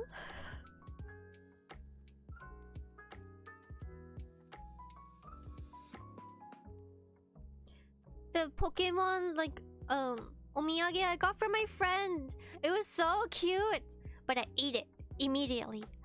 It was so good.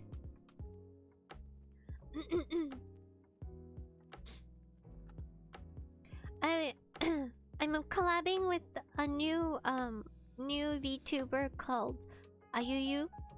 I'll announce it when I get our thumbnail up and you guys will see who it is. She's super cute. And she herself is a cafe owner, so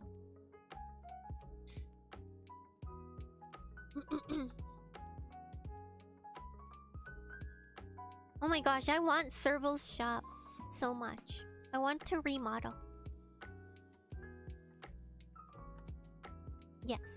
She has this really cute opening. Oh my gosh. A lot of my like Japanese VTuber friends have all of these like super cute openings.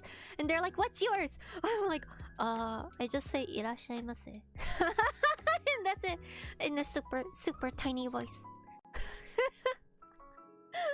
Oh my gosh. I probably ask her to make one for me. We'll probably change up my intro. Yes, Kaiser writes me amazing long openings.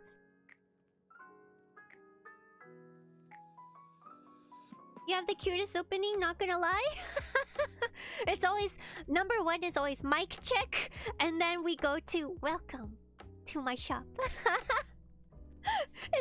It's purely all just like logistical checking.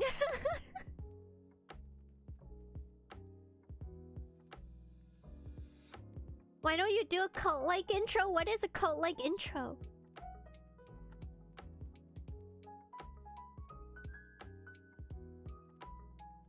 Welcome to my shop is so iconic now. I'm glad, you guys. We have race started. Oh no.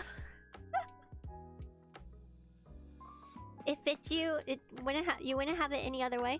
Thank you so much. Yes. You know, also, just like this one thing too, I wanted to let you guys know too that I really, really, really appreciate. I'm just gonna get all my appreciations out right now. Too. Is that when I first started streaming, I was super scared. I was very scared that you guys wouldn't like, or not you guys in particular. I just didn't think a lot of people would like me just talking. Because I didn't think that I'm interesting. Because I find my interests in learning about other people a lot. I think I've always been, and you guys can always quote me on this, but I feel like the people that I have in my life, and my friends in particular, are so talented. Oh my gosh, it blows my mind how much I respect all of my friends. So I still do. I would like to show off and be like, I have like the most amazing bunch of friends ever. Like ever. And all the people that I meet, I just find everyone so fascinating. So like when I started streaming, I was just like, how... I didn't know if people would find me in particularly interesting enough to follow and to kind of hang out and stuff, so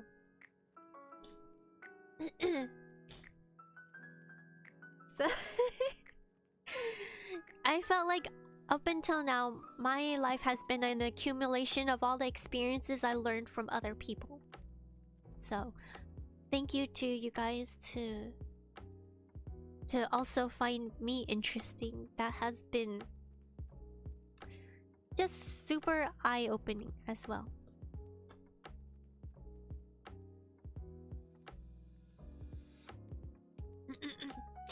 You understand the fear you felt that when you streamed years ago? Nah, it is a real fear. GA, you want me to start it to be saying like, welcome to the cogs? I would be so scared if I heard that intro.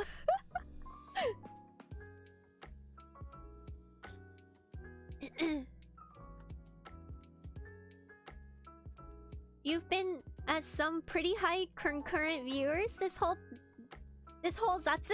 Oh my gosh. You are right. I think this is like the highest concurrency I've kept in a while. The numbers definitely the numbers have been going down. So I don't know what to do about that either. But honestly, you know, I will keep on chugging. My personality is also just to keep on doing things as is. I mean, I would change things up, but I won't give up. But also, yeah, that was a concern too. The first time you, Sweet Cider, you actually, yeah, Sweet Cider was one of the OGs who've been here at the very beginning. First time I streamed, that loud stomach roar made you stay. Oh, throwback to all the stomach growls. That was like a very big, nervous, anxious thing too. I can't believe it. I didn't know. I never streamed. Like, I'm so scared of streaming because I was so afraid of my stomach growling, because I'm notorious for my stomach to growl in all the quietest places. If it's quiet, my stomach will definitely growl. And it's still a thing. Even now.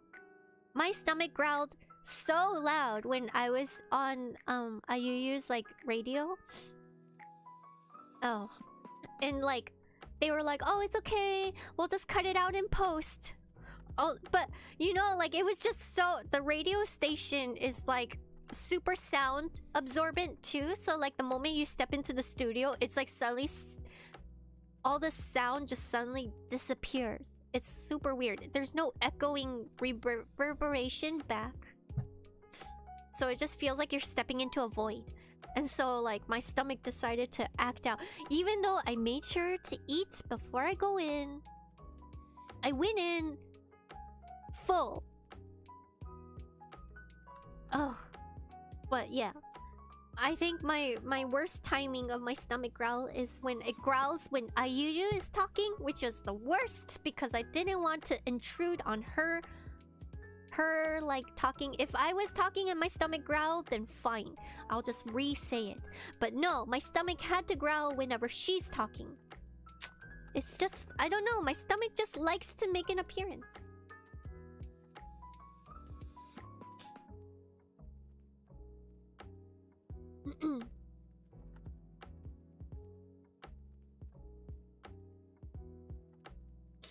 How about welcome to the Oh, I hate that so much, the welcome. How do you even say that? I know they spell it into 2 words, but how do you actually physically say welcome? Would it still sound like welcome? Or would it just be welcome? Oh, I hate that. Don't say welcome to the cults, please. That's like all the things. Ugh, all together. No.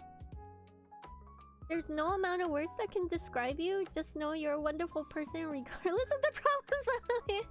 You are enough. Thank you. Oh my gosh, you guys. If you weren't interesting, I would have left long time ago. Don't worry about that. Thank you.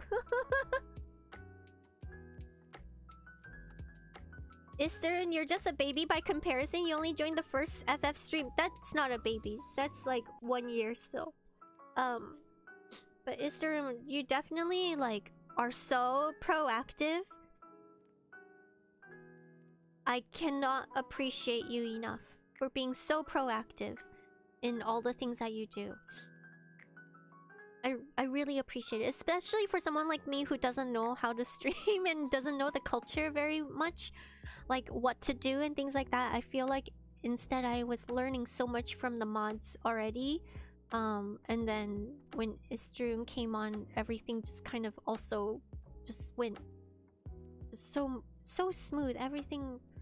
Oh my gosh, you guys are an amazing mod team. I have to shout out you guys. So we have Pogi-kun, Dylan, and Kaiser. And then we have Isturun. You guys are the bestest. I can't thank you guys enough. Honestly, if I was doing this on my own, I would not be at this point. I don't know how to do a lot of things. I keep asking you guys all the questions.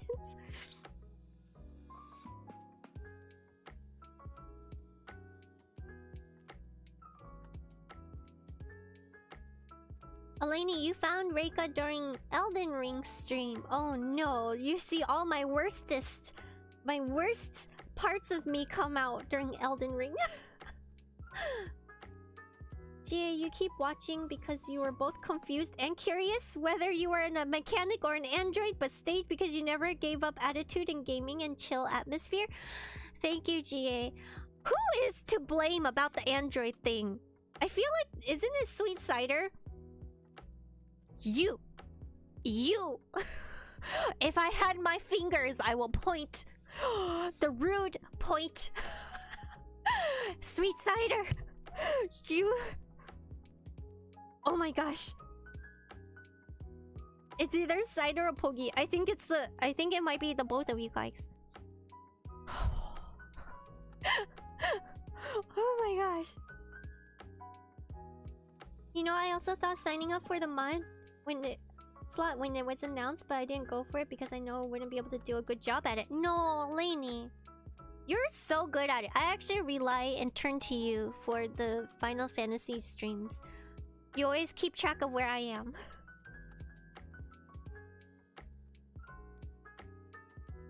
You found me through Mia. Thank you. Yes, Mia's so cool. I love Mia so much. So cute. I can't. It's also through you guys and this opportunity that I was able to kokohaku to Mia.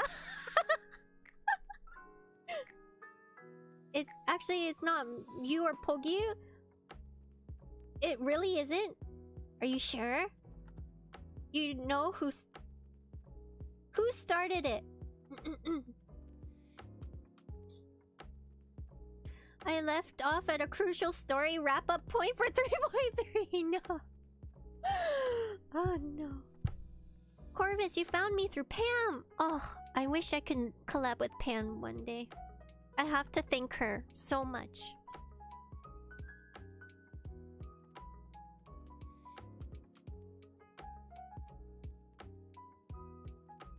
Plus an emote with a questline that will rip your heart out again. No! Well, good thing we kind of paused it there. You were tempted to sign up for the night stream mod too, but you were juggling a number of things currently. Ugh, guys. I got to a good point. Ending Nidhogg was perfect. Yeah, it was things were, you know, everything had a silver lining, of course, to it. I didn't want to end it, but also I'm very thankful that it was ended at that where we were. The mods can also back me up on this. I panicked the moment it got like the subscription. I found out when the subscription won't be renewed. I panicked and I was like, I want to stream like right now in order to catch the very end of the subscription, because I honestly I found out the day before the subscription was set to renew.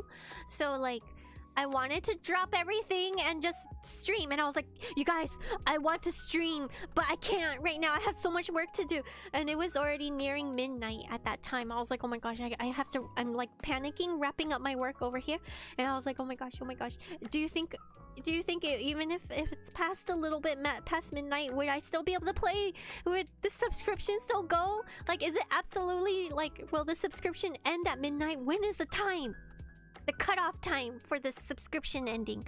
I don't know, but I was planning on trying to stream in the middle of the night to try to catch the last few seconds of the subscription. But I couldn't. That night too, I worked till 4. All the while having extra steam to kind of finish work faster, but I couldn't. But yeah, Ister definitely immediately, you know, suggested a code instead. So that too. It ends on Japan midnight. Okay, yeah. Alright. Japan midnight is always the reset point for FF servers. Okay. Well, there you go. Just like info for future reference if this ever happens. Kaiser, you got introduced to me through the Genshin date stream with Kichi. Honestly, we went on a date. For reals. Oh my god.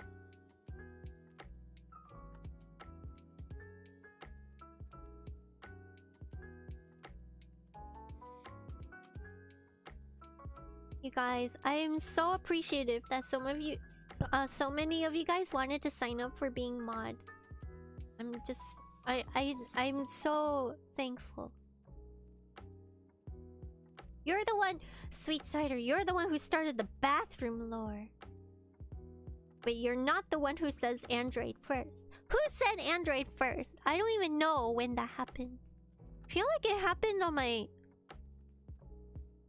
first stream even, maybe. I don't know.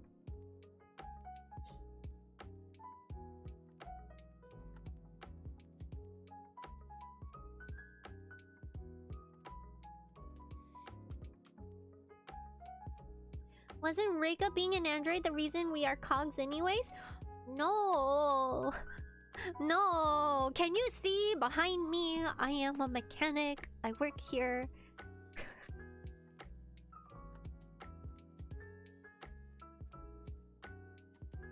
Do a co-op run on Elden Ring with Pam. Her suffering will be hilarious. I have to say, you guys, I'm so sorry. I also don't have access to Elden Ring anymore either. So I don't have Elden Ring anymore. If I start Elden Ring again, it would have to be from absolute zero scratch.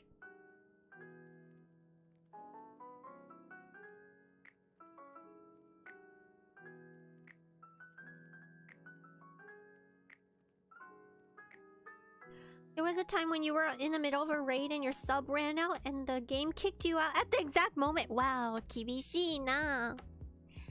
Nah. I figured it was gonna be a certain point of time, but I didn't know exactly when the refresh time was.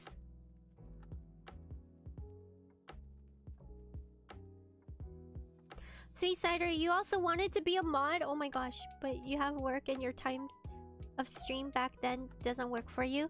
Yeah, I really appreciate all of you guys so much.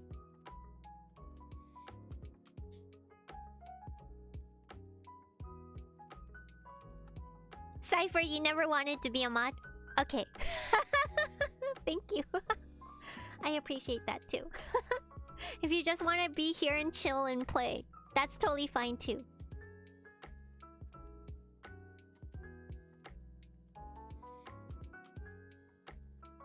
Fancy Pants Cypher and you all saw me on my first FF stream. Fancy was recommended you and we were fascinated to see who you were.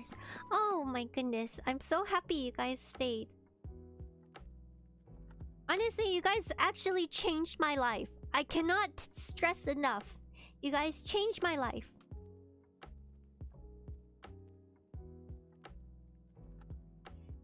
You were the only one that made the comment that got Kichi laugh.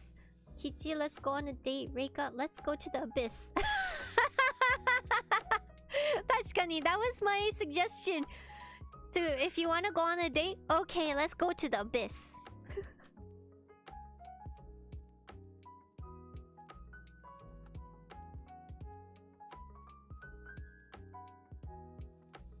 You always wanted to be the person that the mod manages instead. I understand. There are people who just want to play. I would totally want to be one of those people too. The one who started the Android thing will be a mystery of this channel, and you know who it is. What? Even I don't even know who it is. That is a true mystery.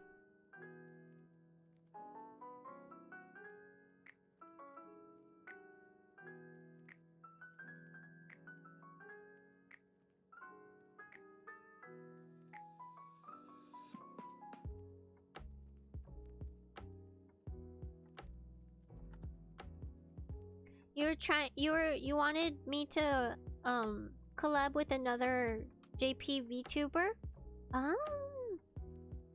Yeah, I'm always open to making friends, but yeah, Final Fantasy for the moment, for the foreseeable moment. I can't get your hopes up either, because I would get my hopes up too, but then I can't get my hopes up, so yes. I think yeah, cannot put any more Final Fantasy streams.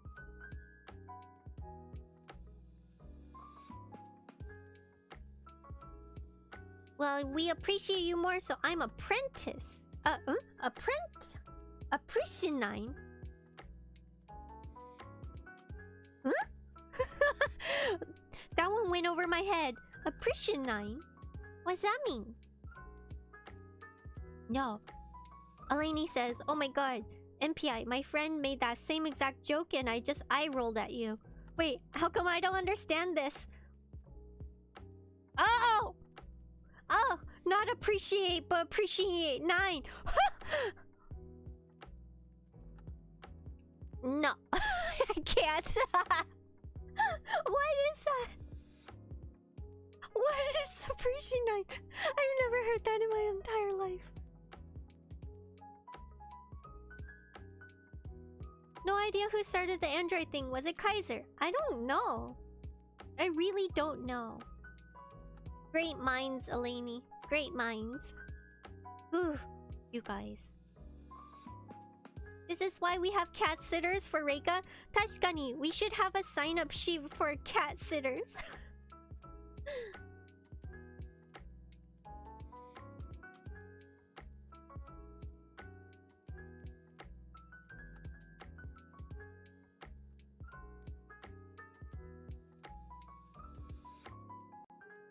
It's more than appreciate. That's for sure. So we got a appreciate 9. Thank you. Extra evolved version of appreciate. We use how does the Pokemon thing go? Do you have to use like a stone or something, or feed it a certain food to get it to evolve? Did you feed it a cog and now it became appreciate 9? It wasn't me, says Kaiser.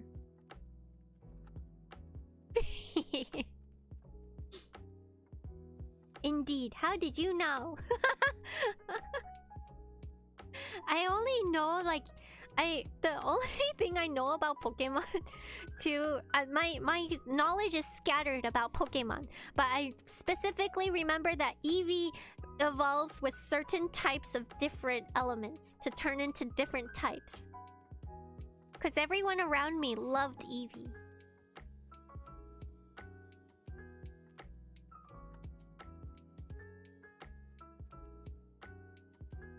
So, okay.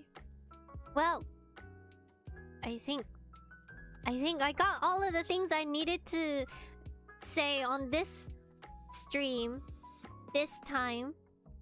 Yes. Yes. But we can we could just chat about anything else. That's totally fine. So another 3 to 8 hours of Zatsudan. Oh, you guys. 3 to 8 hours of Zatsudan?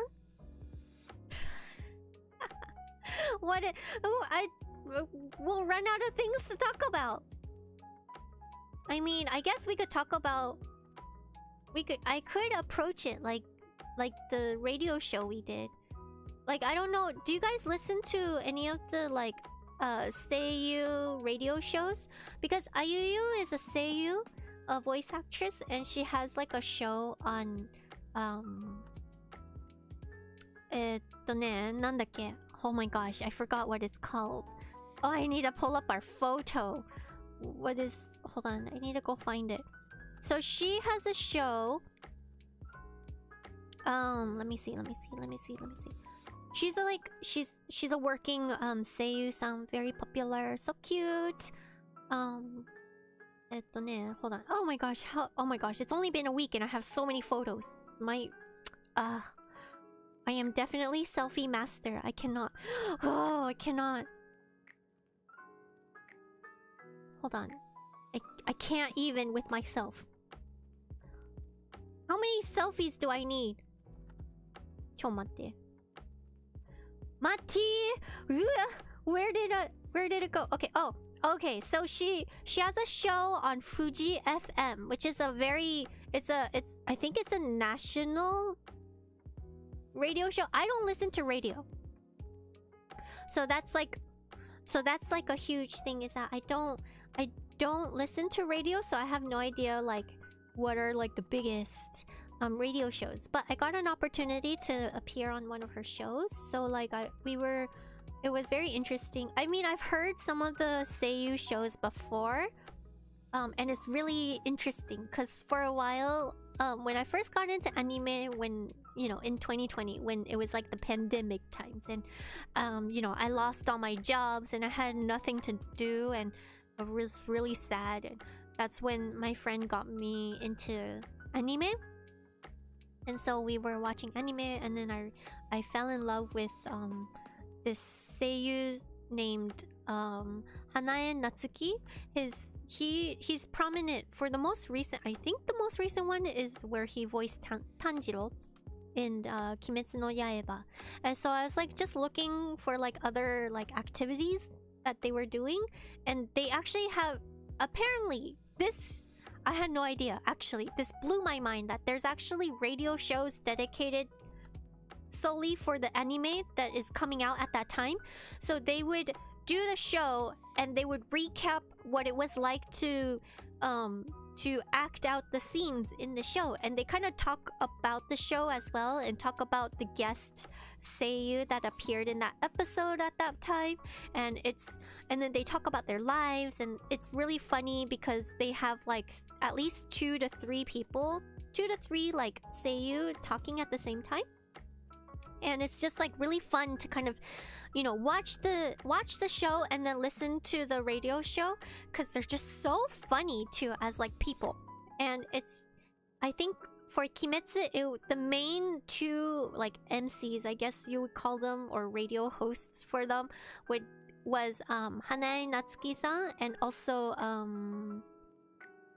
Shimono-san. I think that's his name. He played the yellow-haired guy. Oh my gosh, this is how much I only focus on like things I like, so I don't remember. Zenitsu, he played, like, he's also humongous, and his voice is really cool too, because he can play like so many different characters, and it's so cool that he could play like shonen characters as well as really cool characters. It blew my mind that he was the voice of Dabi in Hiroaka. So I was like, oh my god, he could play like really cool characters and play like these really funny like shonen characters like Zenitsu. His range is very high. So like, oh, thank you, Sweet Cider. Yeah, so Kimetsu,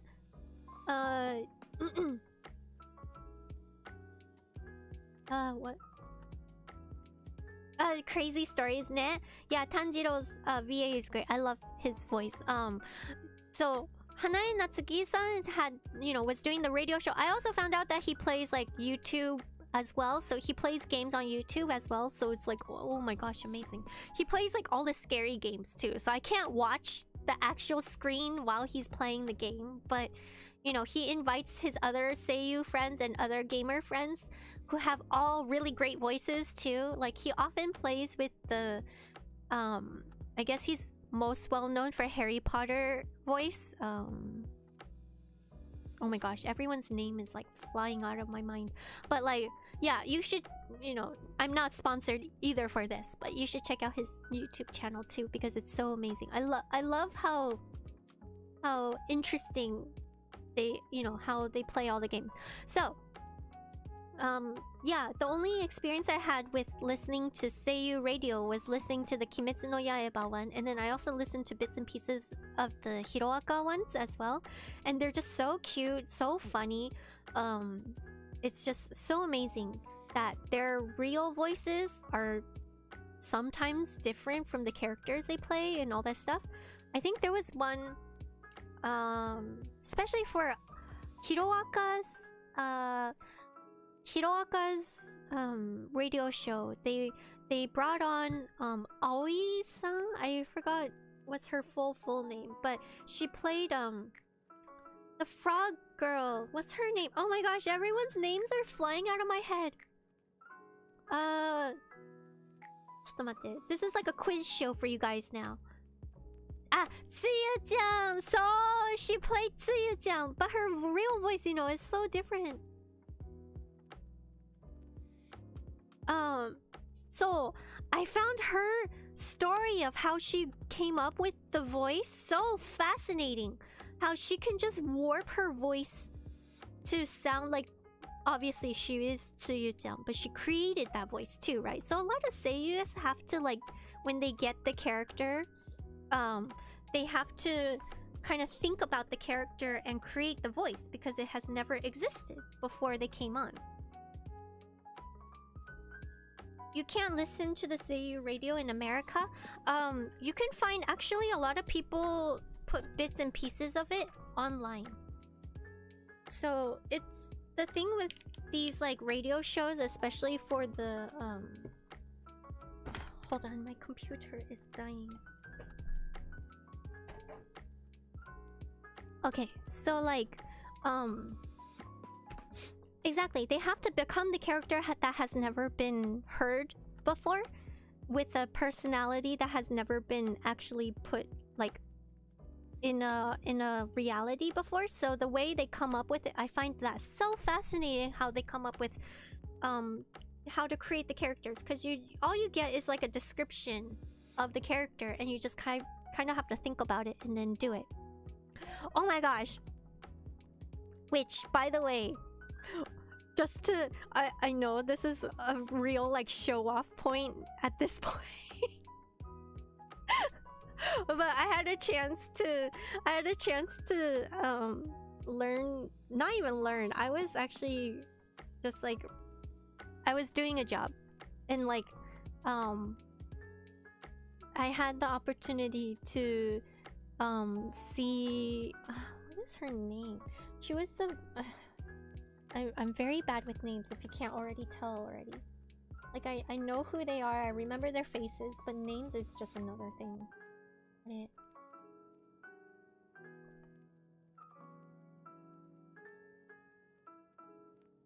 What is the character? The characters. Oh God. Okay, this is not like a good show off thing. I will. Maybe I should just stop while I'm ahead. I can't show off if I don't remember everyone's names.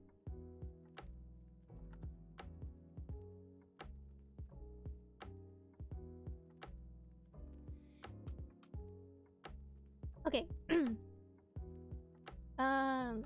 Did you ever actually watch Spy Family? Did you have a Halloween outfit for your after all?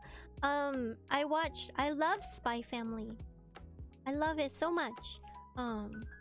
But no, I never actually wore a your costume, even though I want to. It's so sexy though. Her like assassin costume is so sexy.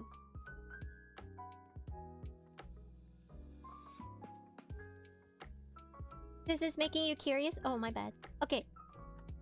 So, let me start over. So, I had the opportunity to meet the character's name is Ash, but the name is Satoshi in the Japanese Pokemon, but the English one is, the name is called Ash Ketchum.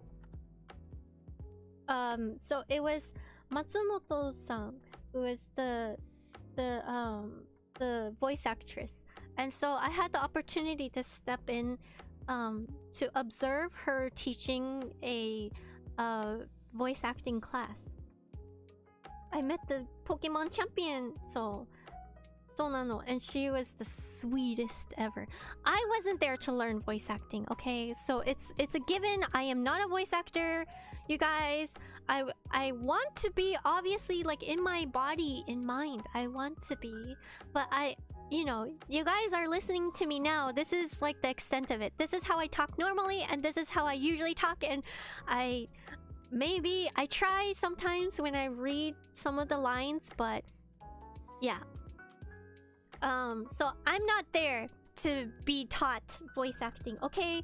I was there to observe and, you know, do my work. I was there for work, and I was there and I happened to observe. And she was teaching the class, and it was very interesting the way she taught the class, because everyone stands in rows behind each other, and it's kind of spread out. It's almost like the room is like a square, and everyone's kind of spaced out in a square, and then you're supposed to read a certain line. So she has a line on the board. I forgot at that time what the line was, but it could be anything. It was like, I eat a sandwich or something like that. It's like, なんか私サンドイッチ食べてるみたいに、なんか it's in obviously she's teaching in Japanese, so it's like a super simple simple line, but then on the top there's all the different moods over there. So there's happy, sad, angry, and what is the other? I forgot. There's like a couple, actually. There's like breed, or maybe, I don't know. And like she would point to someone. She'll be like, you, and she'll point to a mood, and then they have to read that line in that style. So like Cypher, I take this potato chip and eat it. Yes. So if you're saying that line and then she points to happy, then I don't know, we could maybe practice this. This could be a voice acting practicing session too. You just read it like you're super happy. You'll be like, I take this potato chip and I eat it, or something like that. And like if you're angry, if she points to angry, then you'll be like, I take this potato chip and I eat it. Ugh. Like that, or something like that, you know. And she was teaching, so we were able to observe like all that stuff, and everyone's so good. Her students were so amazing. It blew my mind, and especially because people they act with their bodies as well. So there was a girl who threw herself to the ground. She, like, obviously if you're like voice acting into a mic, you can't throw yourself to the ground, but it was like so fascinating to watch. So like I was already blown. My mind was blown. So there was a point where I have to like kind of talk to her as well and be like, hey, like, so this is how you teach your class, and you know, now let's observe her like going into the voice acting session and do this. Are you guys all practicing now? So yeah, so we went into the session and we watched her like voice a line, and it was just so, oh, you know, when you're in the presence of a professional, oh, it's like legendary. I cannot tell you how blown away. Like at that time too, I wasn't obsessed with anime or anything like that, so I couldn't like, you know, even though I don't have like the amount of appreciation that I should, or maybe should have been, I think that also helped with the nerves, because I honestly, I didn't really know what I was doing. So this is I think that really helped me with being able to talk to her normally too, because I was just like, I'm just here for a job. So I'm just working.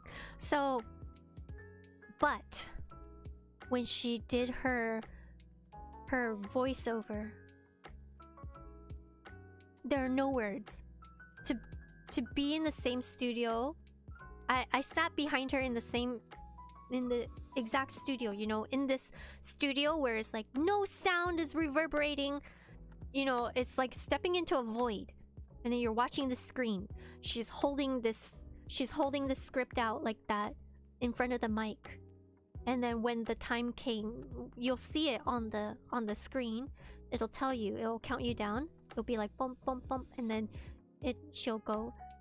The moment she just acts out the scene, chills, like immediate chills, like it's like we're transported. Her voice is so magical, it transports you out of body. Like I'm in the anime, even though I don't even know what this anime is, but we're there. It's real and it's happening. Like it's so strange.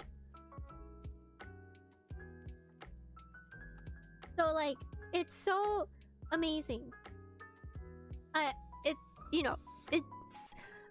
I know I met someone who is not just professional but is legendary.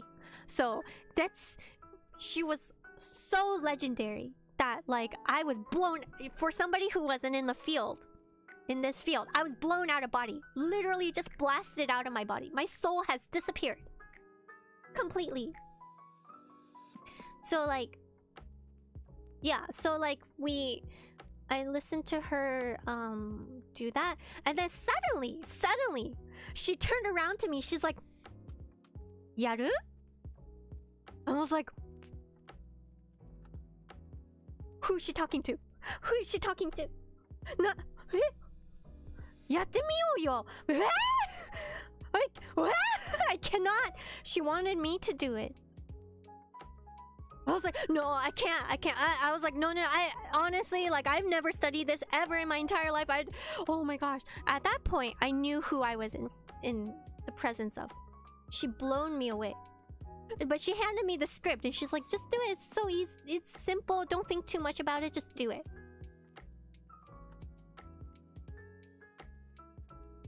I can't. I was shaking. I was like, oh my god, I'm shaking. Like, I legit. The paper rustling into the mic is the worst thing for me because I was shaking. I was like, oh my gosh, is this okay? Is the mic picking up this my script? Her script? Oh, my hand was shaking so bad.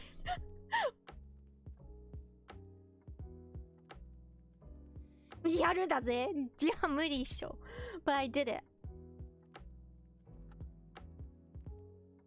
I picked up a few things from just like the potato chip line.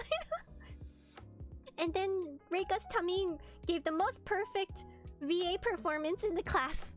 At that time, my nerves took over. My whole body was shaking. My toes were shaking. My stomach has no presence whatsoever. It has been blown into my nerves. So like, I did it. I read. I think it was a line. It was actually a kokuhaku scene. It was like almost a kokuhaku scene. I was playing a girl who the opposite. So there was a guy in the streaming studio too, and then he was playing her love interest, and the girl I played was like feeling down, kind of depressed lately, and she was like leaning on the rails, looking off into the sunset. And he's supposed to approach me and hand me a drink, like a little carton juice. And so he was supposed to startle me. My first line was actually just exclamation question mark. You guys, my line was just an exclamation mark and a question mark. That's it. That was written on my script. Exactly, FBI. That's what it is. That's what it was. how in the world in the what are you supposed to do with that? Me knowing nothing about VA. Like, honestly.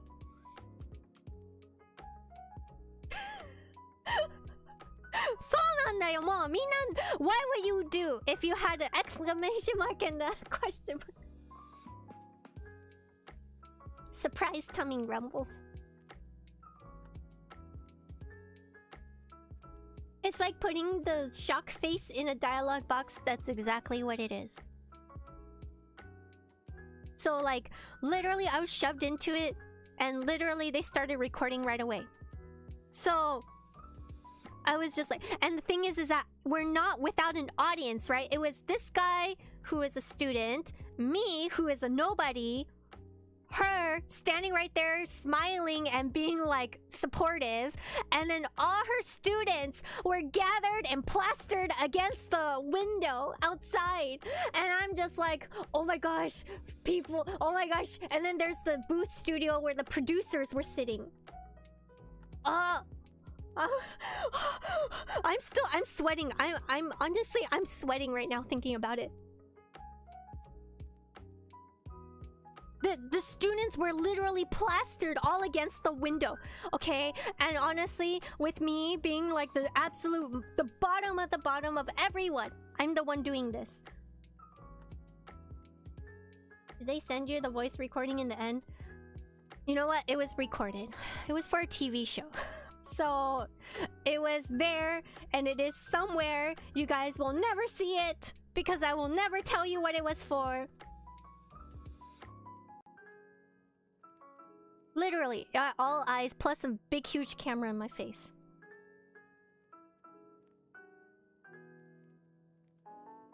It was TV, yes.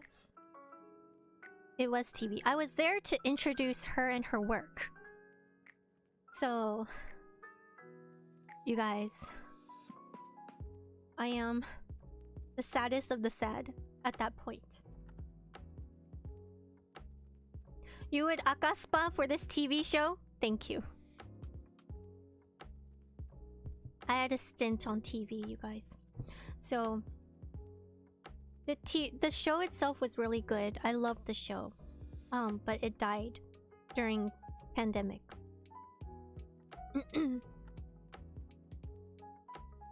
But yeah, so like I was sweating. Honestly, the show wasn't it's not about me. I'm the one who introduces a lot of the things. So I'm there to be like wowed by everyone. Like I said, you guys, from the very beginning, I'm always excited to meet new people, excited to learn about other people, and excited, especially if we ever become friends. You guys are part of the people that I am so proud of knowing. And I guess that became my job for a while. Not telling you guys what it is. But so what ended up happening was I just laughed because I didn't know what to do. I was like, because it was so immediate. She handed me the thing and then I had to go and do it. So I didn't even have the chance to look at it until it was actually time to do it. There was like split second before I had to do it. So I laughed. I was like, what? I was like, これな? どうやって? I was like just freaking out straight into it.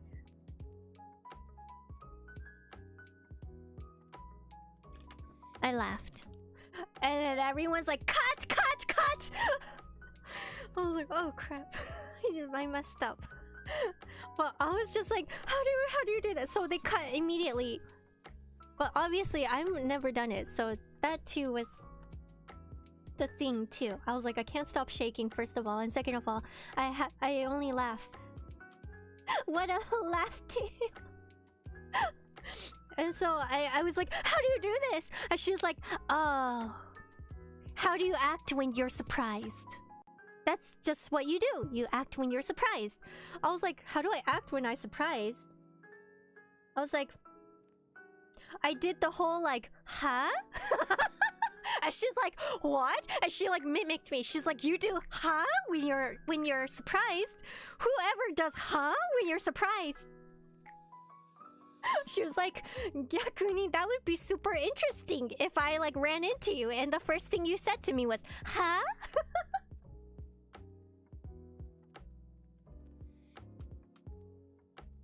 That was so funny. I can't get over that.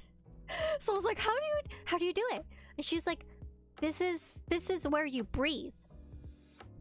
You're supposed to do something. I can't replicate it, obviously. So you guys take this with a grain of salt. But she said something along the lines of doing like... Can you hear that even? I don't even know if my mic can pick it up. But you're supposed to be like... Or be like... kind of thing. You have to be like... You have to be like... and like do that. Like do a breath sound. Were you guys surprised? Were you guys given the impression of being surprised? I don't know. But I tried that. And obviously it wasn't the best, but it went. And so, you know, a sudden breath. Yeah. So that's basically what it is. I had a couple of other lines in it. But yeah. The biggest thing was like saying like that sound, like that sound. And then you had to be like, what was my other line? I forgot what it was. I think it was just arigato, but like I had to say it in a depressed but surprised manner. That was like the direction. Yeah, my other line was like, because he was supposed to say like, here's an orange juice or something like that, or like, here, drink this orange juice or something. I was supposed to be kind of dejected but surprised. I don't know if I can do it. I forgot how... I'm trying to throw myself back to that time. I think it was just like... arigato. Or something like that. I don't know. It's that's it.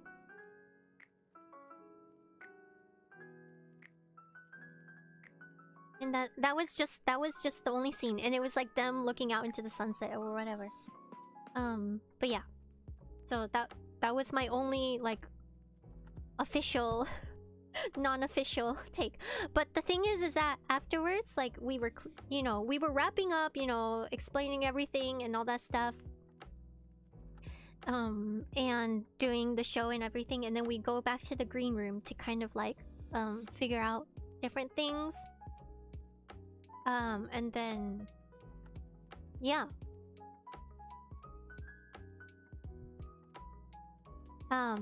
The biggest thing was that, and this is to this day one of my most prized possessions, was that she was leaving because we had to stay a little bit longer, but she was leaving, and she like passed it on to one of the producers, and they handed over to me this little cute Mew figurine that she signed.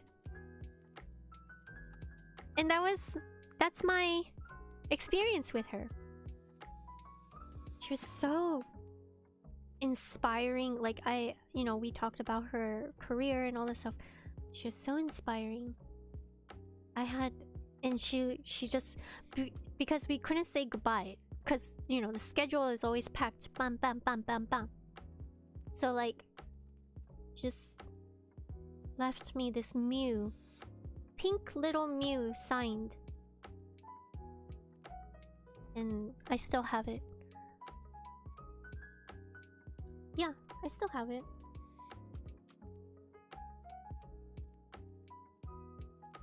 I would never sell it. Who would sell it?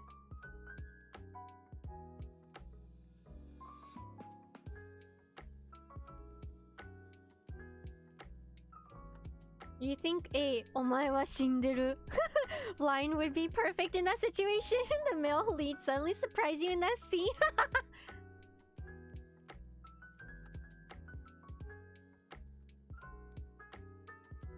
You never know, a billionaire might come by and try to take it, so it can never be used against him. No. I loved it. Obviously. So I still keep it. It's one of my treasured memories. I have a lot of my room is filled, I think I told you guys I don't buy stuffed animals, but also I. So yeah, um, yeah, I loved it, but I don't know. Wait, why were we bringing this up? Oh right, we were talking about radio shows. So like, um, yeah. So Seiyu is such a amazing job. Because you have to be personality-wise, you have to be interesting, be able to talk for hours, and then also, you know, be able to create different characters with your voice and transport people to different places with your voice. And so I had the opportunity to appear on Ayuyu's show. She had a show on Fuji FM. I'll just tell you guys about it now because we're gonna do a collab next. So like Fuji FM is a huge radio show here, and so I got to see firsthand. I got handed the script and all this stuff to kind of see everything, how she works, and she has a producer in behind the screen. So it's not live streamed like this. It's more like it's you know, recorded, edited, and then broadcasted. And so she has the cutest opening. She like tells everyone welcome to her. She's a maid cafe owner. So she says things like おかえりなさいませご主人様とかご主人様お姫様みたいに I can't be as cute as her. We need to have her do it for the live stream. So lucky to get her to agree to do this. But she's so cute.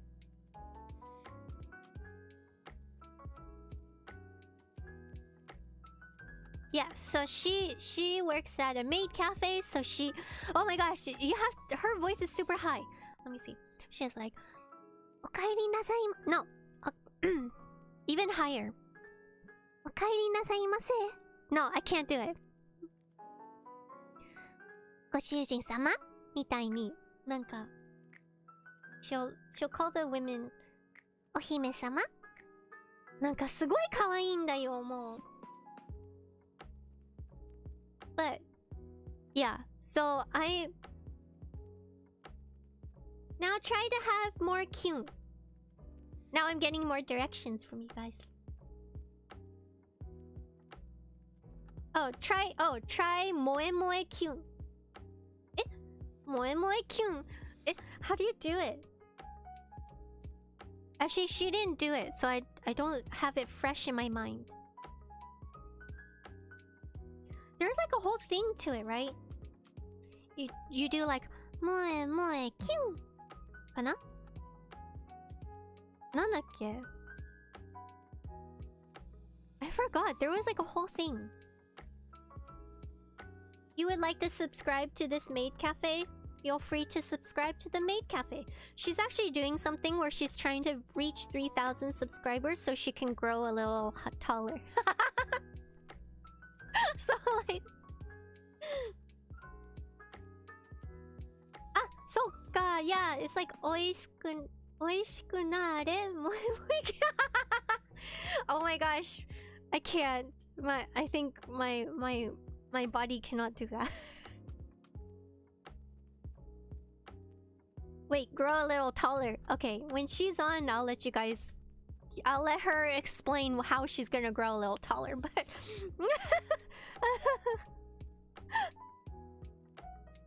Too much Akiba made sense. So she's super cute. So yeah, so what we talked about on her radio show was talking about like summer things because it is summer. So we were talking about Tanabata because Tanabata is the most recent holiday that just passed, but we filmed before Tanabata.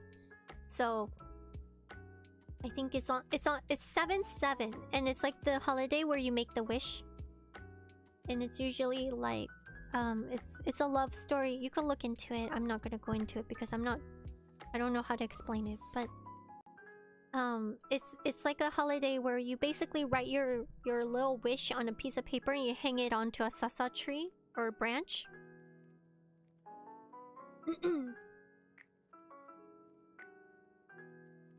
So, exact opposite for a male. You're personally acquainted with a host. And they try to make their voice as deep as possible. Dylan, you pop in and you missed it. You missed it. So nano. So, yes. So, yeah. So we were talking about summer things, and then she wanted like a get to know Reika corner kind of thing where she wanted everyone to guess like what her question to me was for them to guess what they think I spend the most time on, which I believe you guys will know how to answer that. It's like the question is, what does Reika spend the most time, like igai ni, like something not not do you know, how do you say, it's like what is like surprisingly, what does Reika spend the most time on in her life?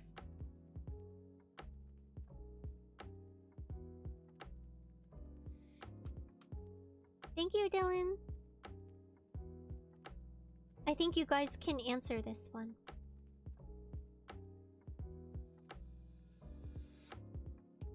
And I'm gonna give you guys a second to see if you guys can guess this one.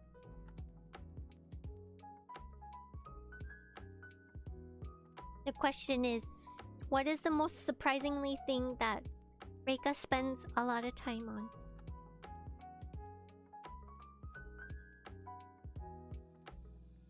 Like, it has to be like, it's like surprising, but I don't think it's surprising to you guys. Running a cult? No. I don't run a cult, you guys. Make sure you behave yourselves when she's here, okay? Gathering cult followers? No, I don't do that. She guessed if it was me taking my time to get ready to go outside. Like, she thinks I would take like 2 hours to get ready. Which, surprisingly, I do not.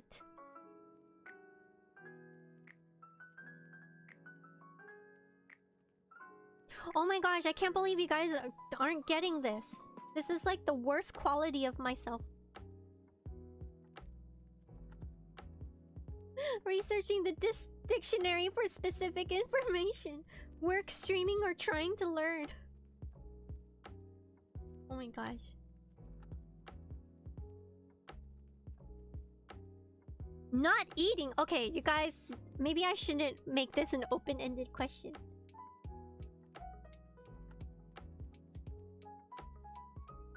Tummy ground. Making coffee. Oh my gosh, you guys aren't getting it. I'm gonna give you like 2 more seconds. You guys will totally be like, ah. Workshop for Genshin. Eating new types of... You guys! Oh my gosh, you guys are missing the most glaring thing ever. No! Okay, I'm gonna say it and you guys are gonna be like, oh my gosh. It's watching TikTok! You guys... What? How can... Yes. Alexander got it.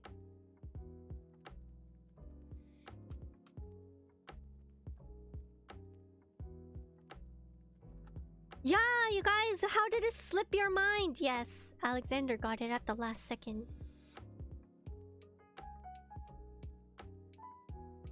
I did. I locked my TikTok, but I still release it for like 15 minutes at a time. I let myself... I still end up being like, okay, unlock for 15 minutes and I'll watch it.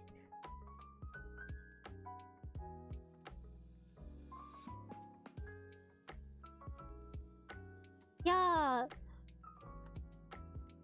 It's not locking. Oh my gosh.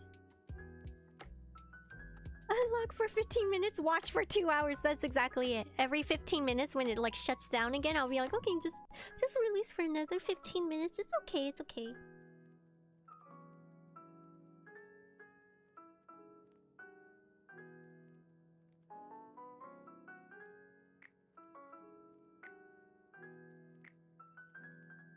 Would you say you have more of a coffee or a TikTok addiction? I think both are there. Both are very much there.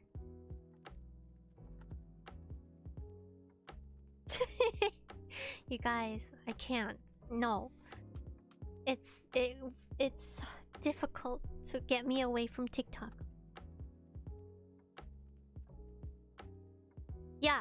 So that was the question thing, and then you know she was like, そうなのみたいになんかね。If you were made to choose between coffee and TikTok, Reika, which one would you choose? That's too hard. I can't. I'm not gonna choose. That's not an option. Not for me. I'm not gonna choose. Yeah. So we did that, and then we talked about summer, and then after that, she had a corner where her listeners send in actual letters, and she would read the letters. Which one would you get rid of? No. Neither. I refuse. I don't want to live in a world where both are not an option. Not possible.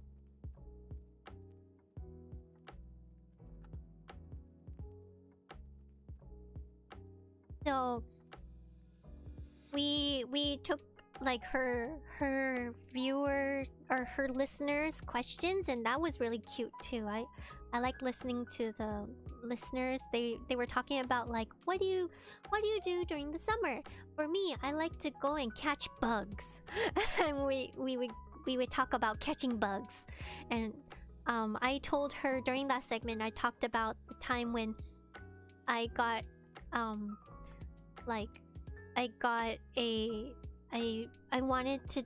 I wanted to see a cicada up close, so I got one off the tree.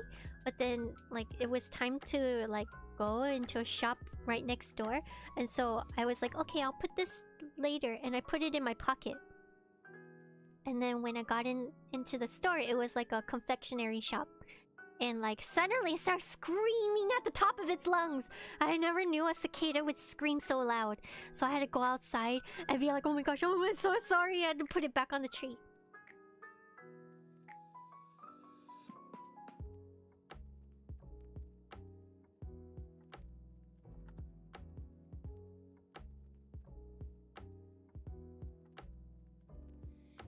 You want to rephrase the question?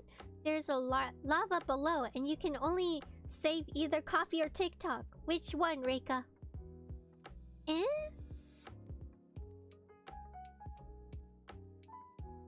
I don't want to choose. Don't make me choose. I don't want to be in lava. I choose none of the options. I would just sit there forever.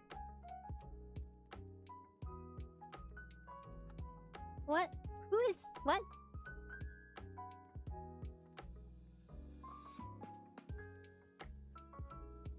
She just might go with the two?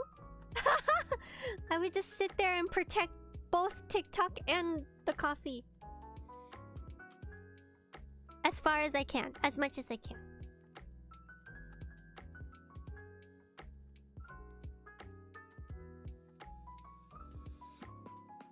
How much Akaspa to play Subnautica? What is... Subnautica is that game where you like survive underwater, right?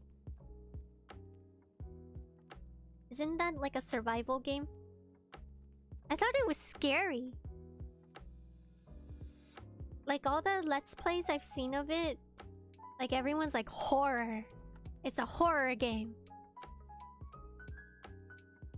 Is it a horror game? I don't know. It's equal parts scary and fascinating. Not that scary, says Elaine. It has its own jump scares. Okay. I don't know. But, you know, summer is the time to play horror games because it keeps you cool, apparently. It's more fascinating than scary.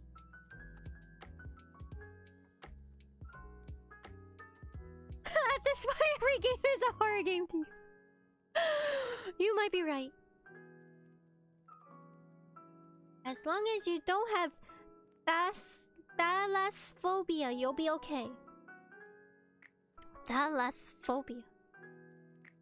Underwater survival, very good story. There's a co-op mode for it, and if you'd follow along, it's not horror, but it could definitely scare you.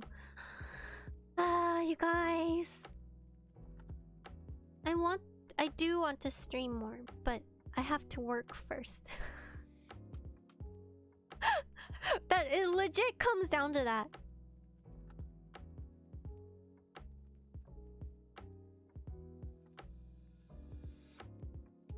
Hi Tony, welcome. Spook from Genshin from Oh, I remember. There was the little like slimes. Are they called slimes? I even forgot about that. They popped out of the ground from nowhere. That was scary.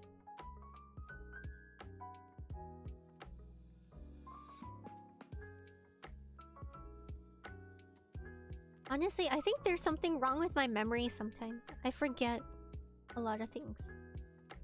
Maybe that's why I'm able to survive.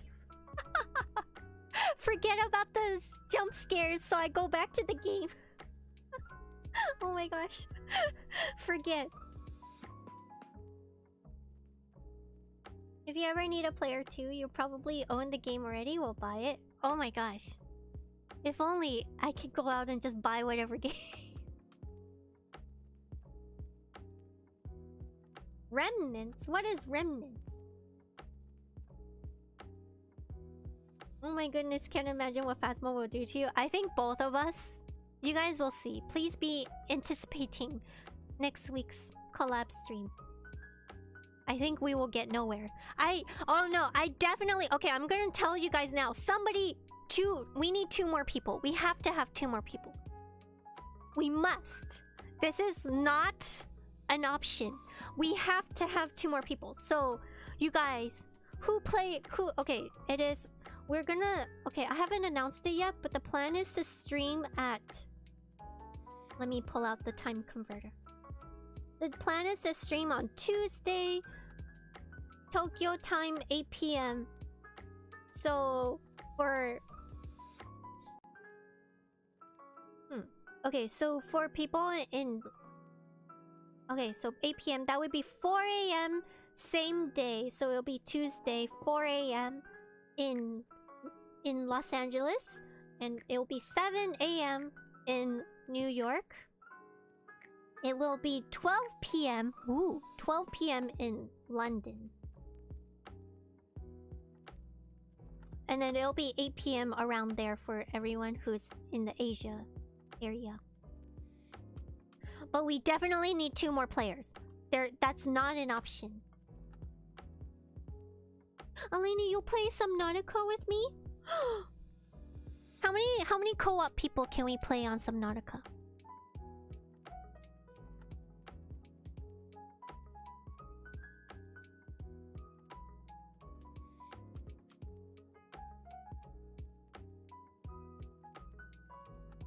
You'll show up for Phasmo and make your pants not suitable for human occupation? What?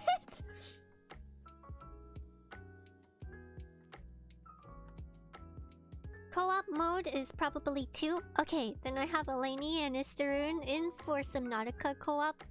I can't believe you guys. I'm here to tell you guys I'm not gonna be able to stream that much anymore. And then now we're like making plans to stream. You guys. I can't leave. And I don't want to leave, but also my hands are tied.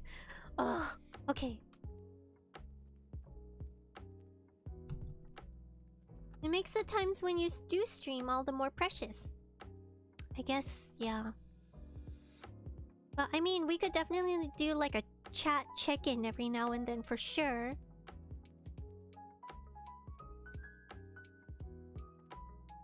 roles have been reversed. You guys are the influencers now.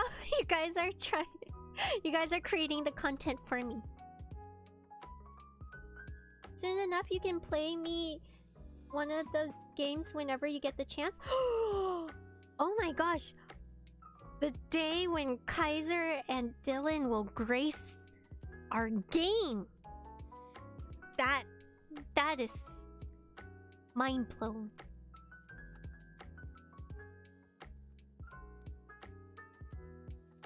Your hands are tied for official streaming. We just love to game with you. You guys.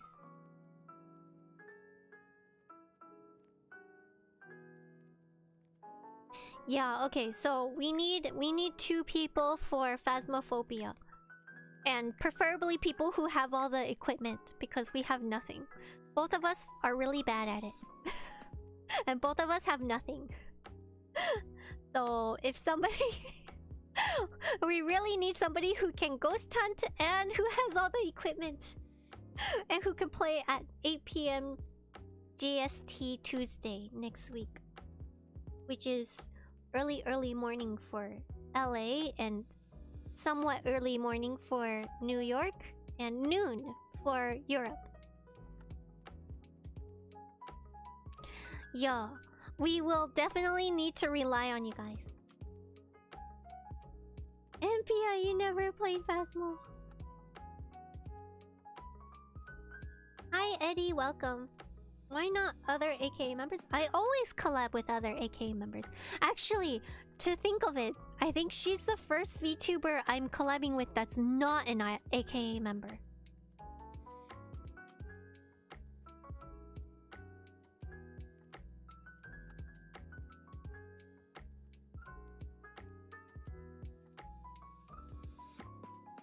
GA, you're so busy. Thank you so much for staying in the chats and chatting with us today.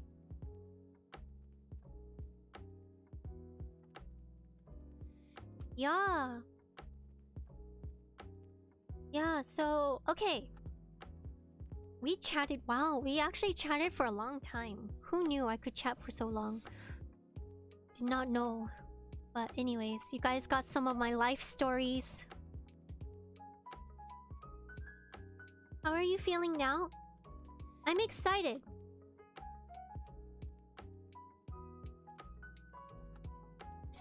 I'm excited. I just want to leave you guys with this streaming every now and then, but definitely not a weekly stream anymore, and I'm very, very sad about that. But I have to focus on my shop right now, which I am very thankful and I'm very, very happy about it too. It's thriving, and I cannot thank you guys so much for allowing me to have the opportunity to have my shop come back alive and thriving again. And for now, the paid games and the paid subscription games and all this stuff will have to stop for now, while I work the problems out. But things that are free are so amazing. So we can do more chatting streams, we can do more games that are free, and the games that I own already. However, Elden Ring is out. I have no access to Elden Ring. I have no access to Monster Hunter anymore.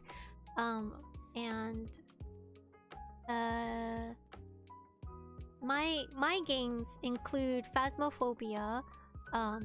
Don't Starve is my game, and Hogwarts is also my game.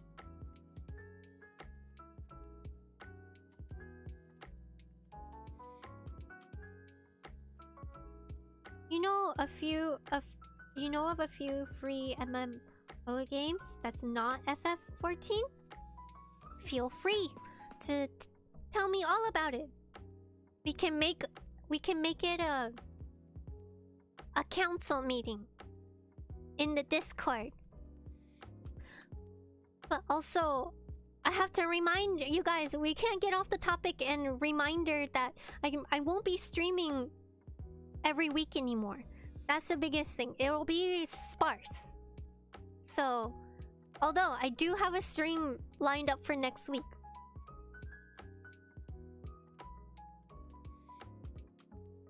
Yes, I still have Hogwarts. The paid games that I have. Hold on. I will pull it up. Let me open up my stream.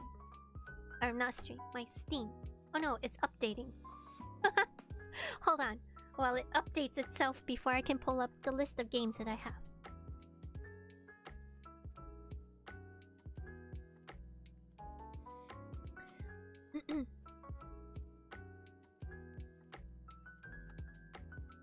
It's more of a casual game, just use it to hang out. Okay. So I'm oh, I fall over. Okay. So the only thing, yeah. I'm glad we're able to like talk about this and not be extremely sad, because it's not the end. I just, you know, let me see. Hold on. Ugh, the updates. So many updates. Okay, hold on. ちょっと待ってください. Okay, let's take a look at my library.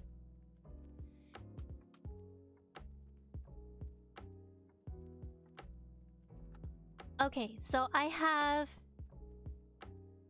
Oh.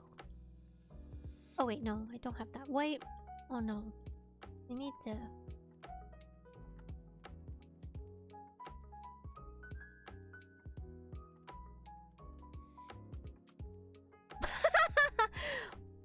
I have Freddy Fazbear's Pizzeria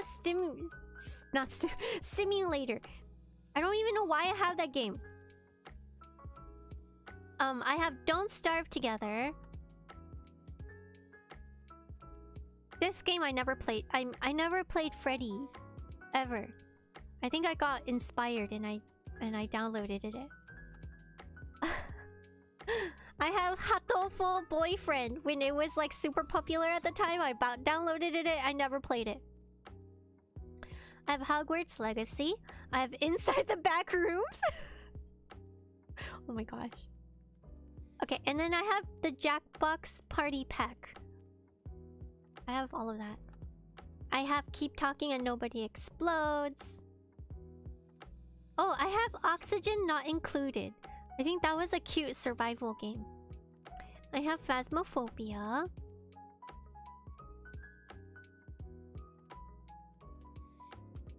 I also downloaded and got Stardew Valley because I thought it was cute.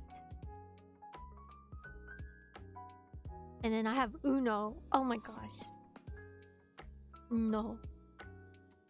Cursed. That's it. That's all my list of games. I don't have any of the other ones.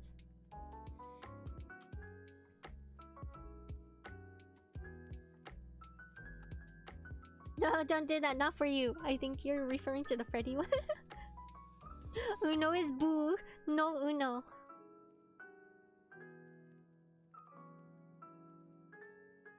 Stardew is great. Okay. Cursed. No, blessed is more like it. No.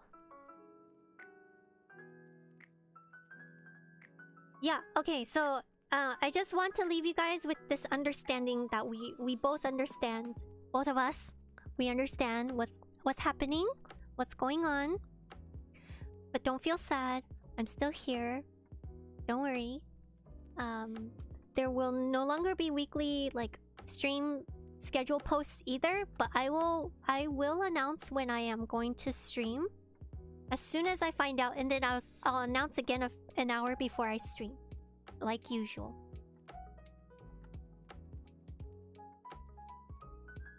And I think that's about it. But yeah, I will still be in Discord lurking. Maybe I'll talk a little bit more in Discord now that I'm not streaming as often. Alani! Thank you! Oh my gosh! For the future ramen, give me the spiciest one you have. I'll make the spiciest one and keep it for you forever. Don't blame me if it's moldy when you come. Dry and moldy, gross.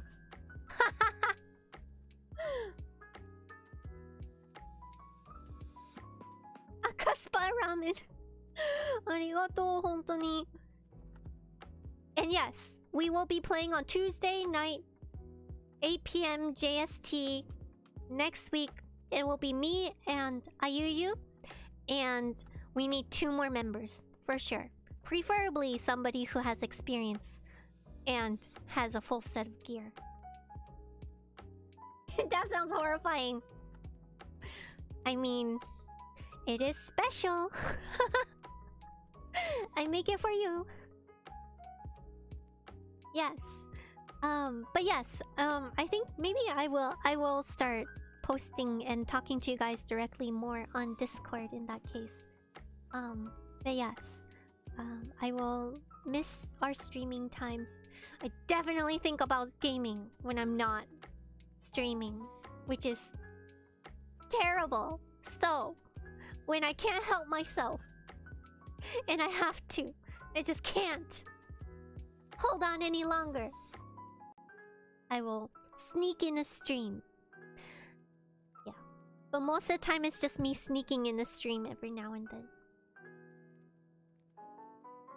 But know that it's not by choice, so...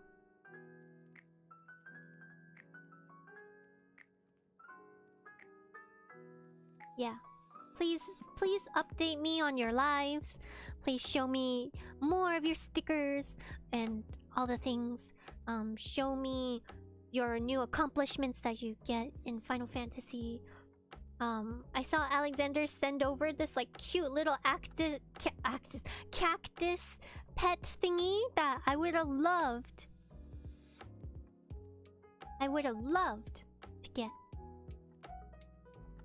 Okay, gaming or TikTok, which one would you choose to let go of? They both bother me when I'm not doing the thing. So, I do think that that's a addiction too.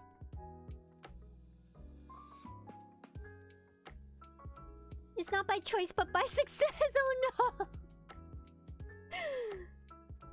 The Coglings will always talk. The workshop will always be noisy. Amazing. And again, definitely open invitation to come visit me at the shop.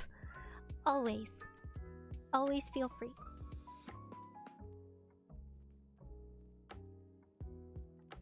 The current event minion. Nah. Suffering from success. Oh no. Nah. Ah. You guys. But definitely I definitely think about you guys all the time. I talk about you all the time too. To all my customers who don't even know what streaming is to begin with. I'll be like, you guys, I have the cutest little Coglings ever. Reika, I stalk you on TikTok. I stalk everybody. You guys, I have a tendency to just... I miss you guys already. Even when we are streaming all the time, I miss you guys. So I go and click through. It tap. Seeing you guys are thriving as well. Yeah. When I miss you guys, I tap through your Twitters.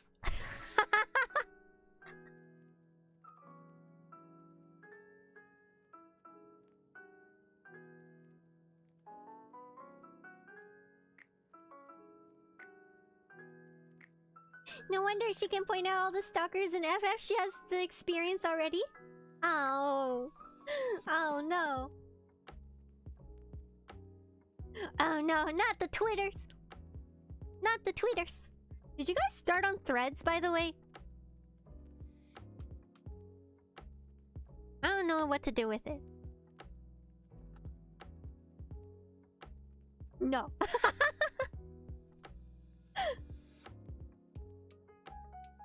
Threads is garbage. Oh my god. You don't know about it? No. Okay. Gia, you haven't been on Twitter in years. You have different usernames for Twitter and Discord. I only click through Twitter that you guys let know to me. I don't go out and like specifically stalk. Like I don't like look up your names or something like that. I only look at things that you guys allow me to look at. So Threads is too strict? No thanks. How is it strict? I didn't know they have rules already. You deleted Facebook, don't have Instagram, won't get Threads. I see. Or so she says.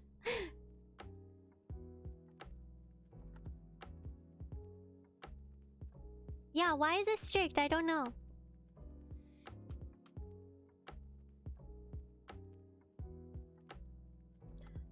Now you know, you try to tweet at me if you make anything cog related. Yes, please.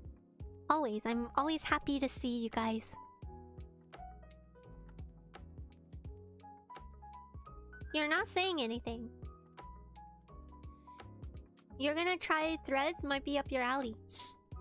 Eleni, why are you being so, like, mysterious? What is this whole thing? Wait, you have to tell me. What is it? What is it? Yeah, sus. Tell me. Tell me.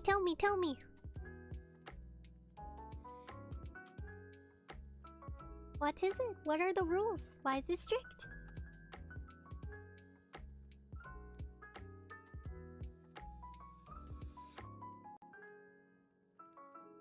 No, you're good. ちょっとね。なんで。まあ。Tell me. I'm just watching the news at the moment. I see that Threads is making a considerable mark, actually. I think they had a record sign up. And then, like, it's like, I think they're trying to sue them. I have no idea. Like, Twitter's trying to sue Threads or something. I don't know. I don't know if this is even real. I don't want to feed into the rumor thing, but also I'm just like so surprised what a crazy world we're living in, where like Elon Musk is gonna like had offered a challenge to fight Mark Zuckerberg or something, and then he like took it on or something. It's true that Elon Musk wants to sue Zuckerberg? I see. But are they actually gonna box? That's the other thing. What a strange world we live in. There's been talks, nothing official. Elon is upsetty spaghetti. Because Twitter employees are looking at Threads. I mean, ちょっとしょうがなくない? Like, that's like, you can't help that. You can't just let go of somebody and then demand loyalty after that. Especially after that sudden let go.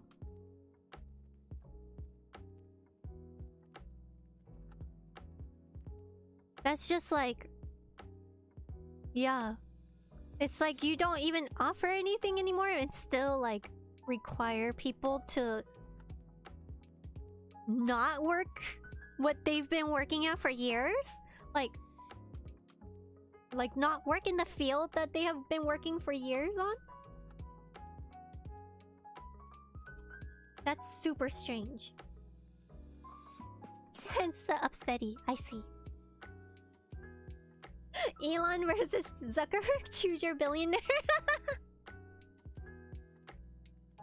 He thinks non-compete clauses work in California. They don't. Oh, okay.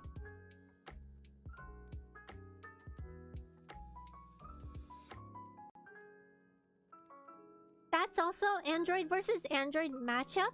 Hey.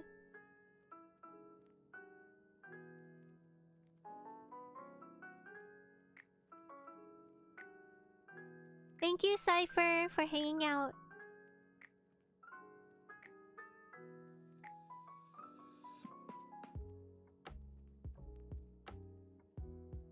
Elon also issued another type of challenge that involves...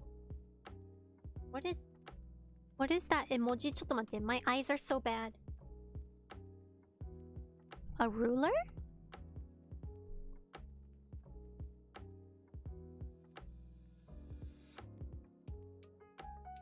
I don't know. What a strange world we live in.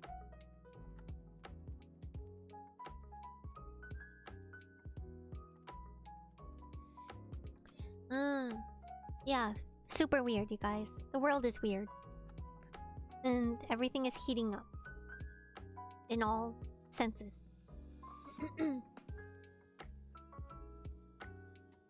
Oh! Oh! Oh my gosh! Oh my gosh! What?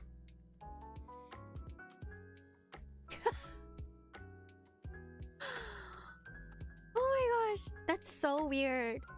Oh my gosh, that just reminds me. This is super weird.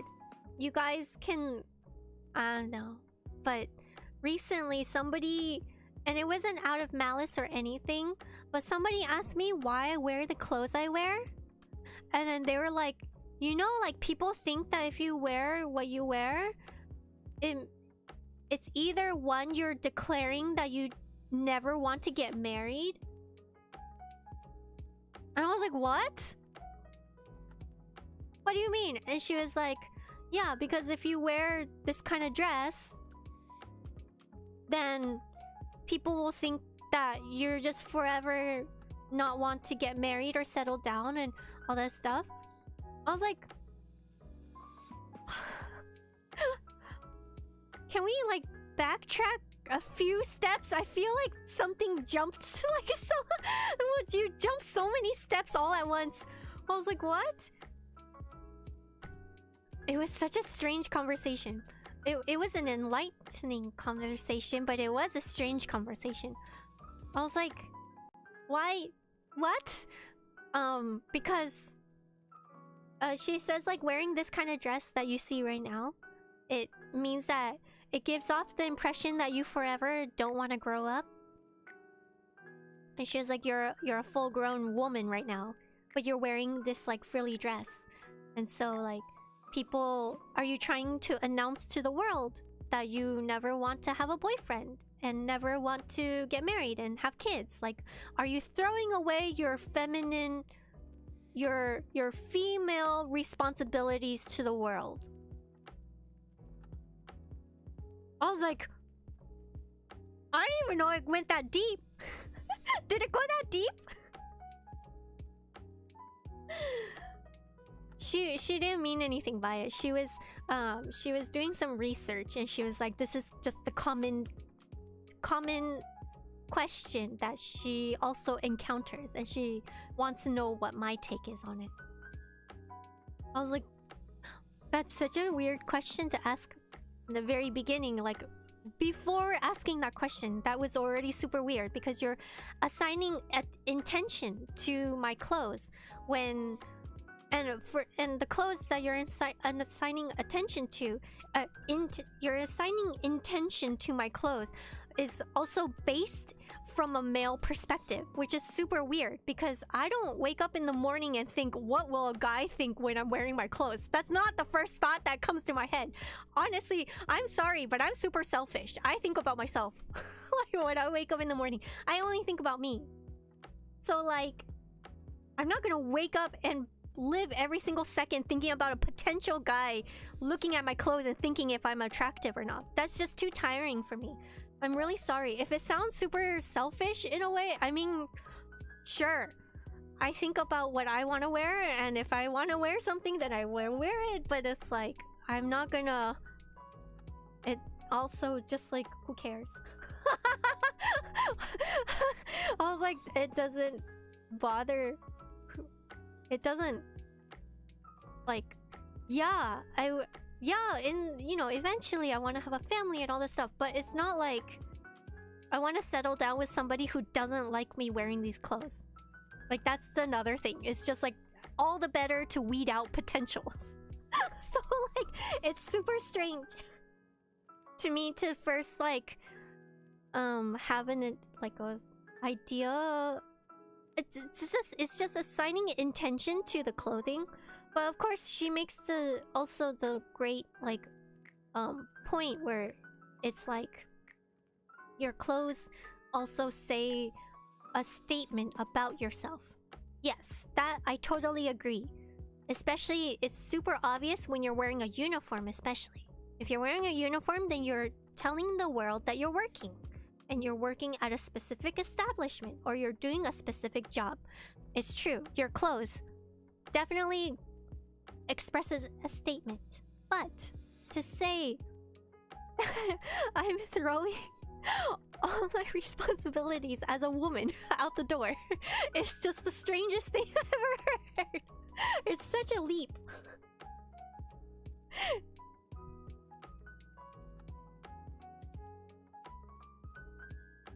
It's so strange. But anyways, this is like a topic that we could definitely delve so much deeper at another time. But I'm starving. I'm so sorry, you guys. We have to go. We have to. Yes. But yes. Yes, yes.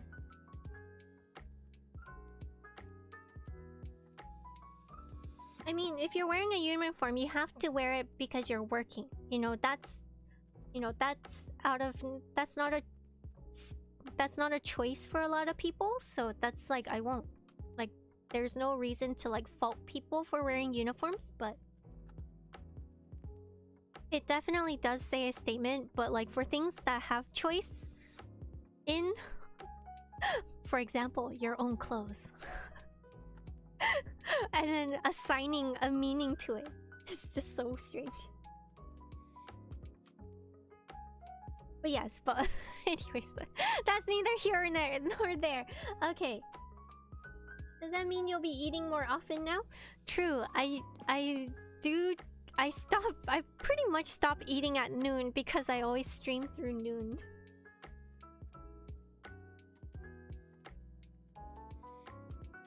Let the Coglings wear clothing that is chaotic. I will always be on your side if you want to wear anything you want. You guys, I will support you in your decision of whatever you wear. Do they demand that you wear yukata all the time then? No.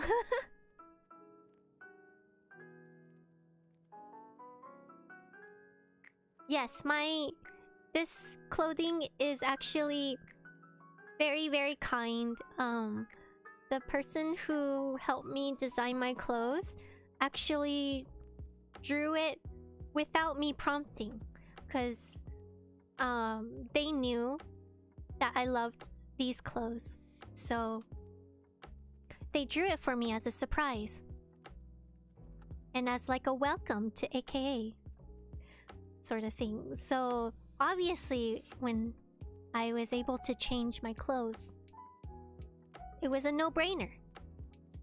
This was it. It was a very sweet present, and I will cherish this outfit.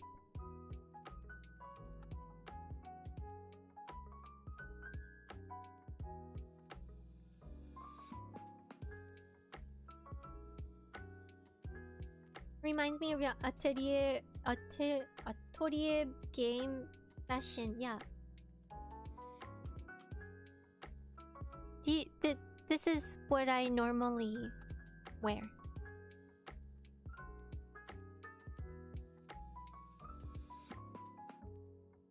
What kind of standards are they if they're referring to? Thank you so much. I think it's just it is a very loud type of clothing, so it makes people comment. It does draw a lot of opinions, so that too is a thing. But okay, we will talk on forever and ever and ever, which now I found out, now that we do a chatting stream, that we can chat forever, you guys. I love all your insights. I love all you guys like participating in the chats. Again, thank you to everyone who akaspa today. Oh my gosh, I didn't even expect it.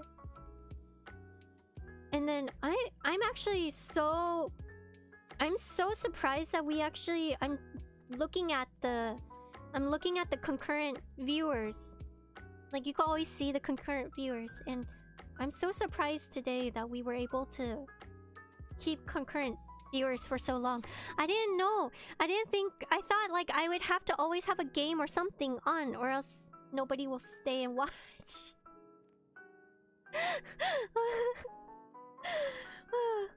But thank you guys so much, and I love all your insights. I love chatting with you guys. Again, okay, I'm gonna do another shout out again. Thank you, Eleni, Sweet Cider, Darth Klops, and MPI for being a member for so long. Thank you so much. And then shout out to Cypher for the Aka Spa. Thank you so much. Thank you, MPI, for the Pink Spa. I don't know what it's called. Pink Spa. Arigatou gozaimasu. And Eleni for the Aka Spa. Arigatou gozaimasu. もう幸せなもんだよね. I'm just so... I cannot be even more happier ever. So you guys, this is... I'm so thankful, you guys. It's nice to be able to have a sit down and talk. Thank you. Thank you, you guys, for chatting and staying around. Chats are very personal and interesting. Thank you, Jub. Thanks for the peek into your past. Hope to learn more about you in the next time you stream. Yes. I'm an open book. I don't really care about like what to talk about. I guess I never made the chance to do this with you guys. Thank you. Feel like you're becoming a kind of tight-knit community. Yes. You guys are so sweet, and I cannot express how wonderful you guys have been.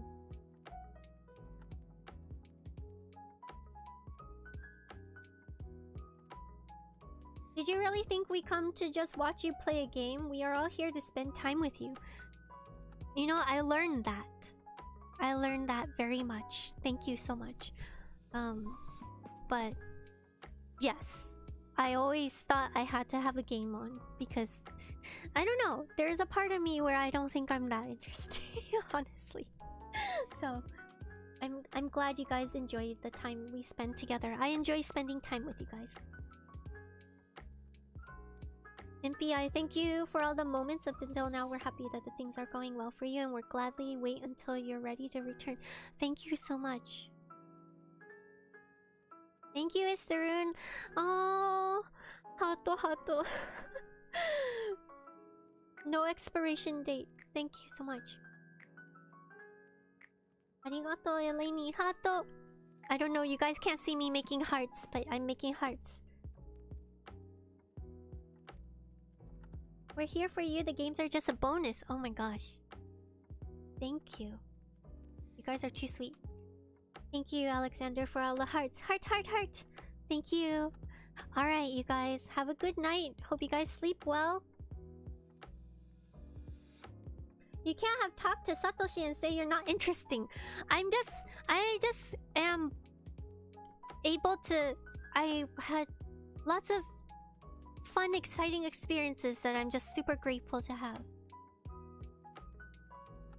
Just super thankful for everything. And this too, you guys have made my life so much better.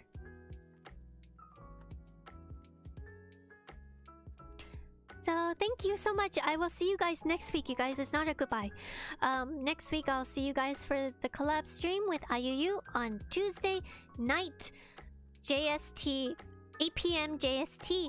We are playing Phasmophobia, and we're looking out for 2 players who can play, who can ghost hunt and have supplies. That would be the best, because the both of us are really bad. The stream itself will be in Japanese. I'm so sorry, but I will translate as much as I can. Probably won't be able to translate any screams. And also, if you guys know, like, the screams don't come through on Discord, so sometimes if it's quiet, it's probably because the other person is screaming their head off.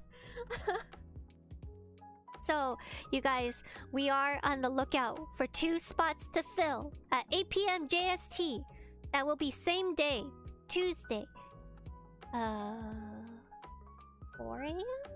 4 AM 4 AM PDT, 7 AM EDT, 12 noon. Same day, 12 noon on... No, yes, same day. 12 noon in BST. So, for those of you who are in those time zones, and if you're able to play Phasmo, please play Phasmo. Okay, alright, you guys. Be good. Be good little coglings for me. And I will see you guys in Discord, Twitter, and next week on the stream. Okay? Okay. Yes. Please be good. Good little coglings. I'll miss you guys so much. I already miss you guys. Alright. Thank you. じゃあ、お疲れか。バイバイ。Mwah.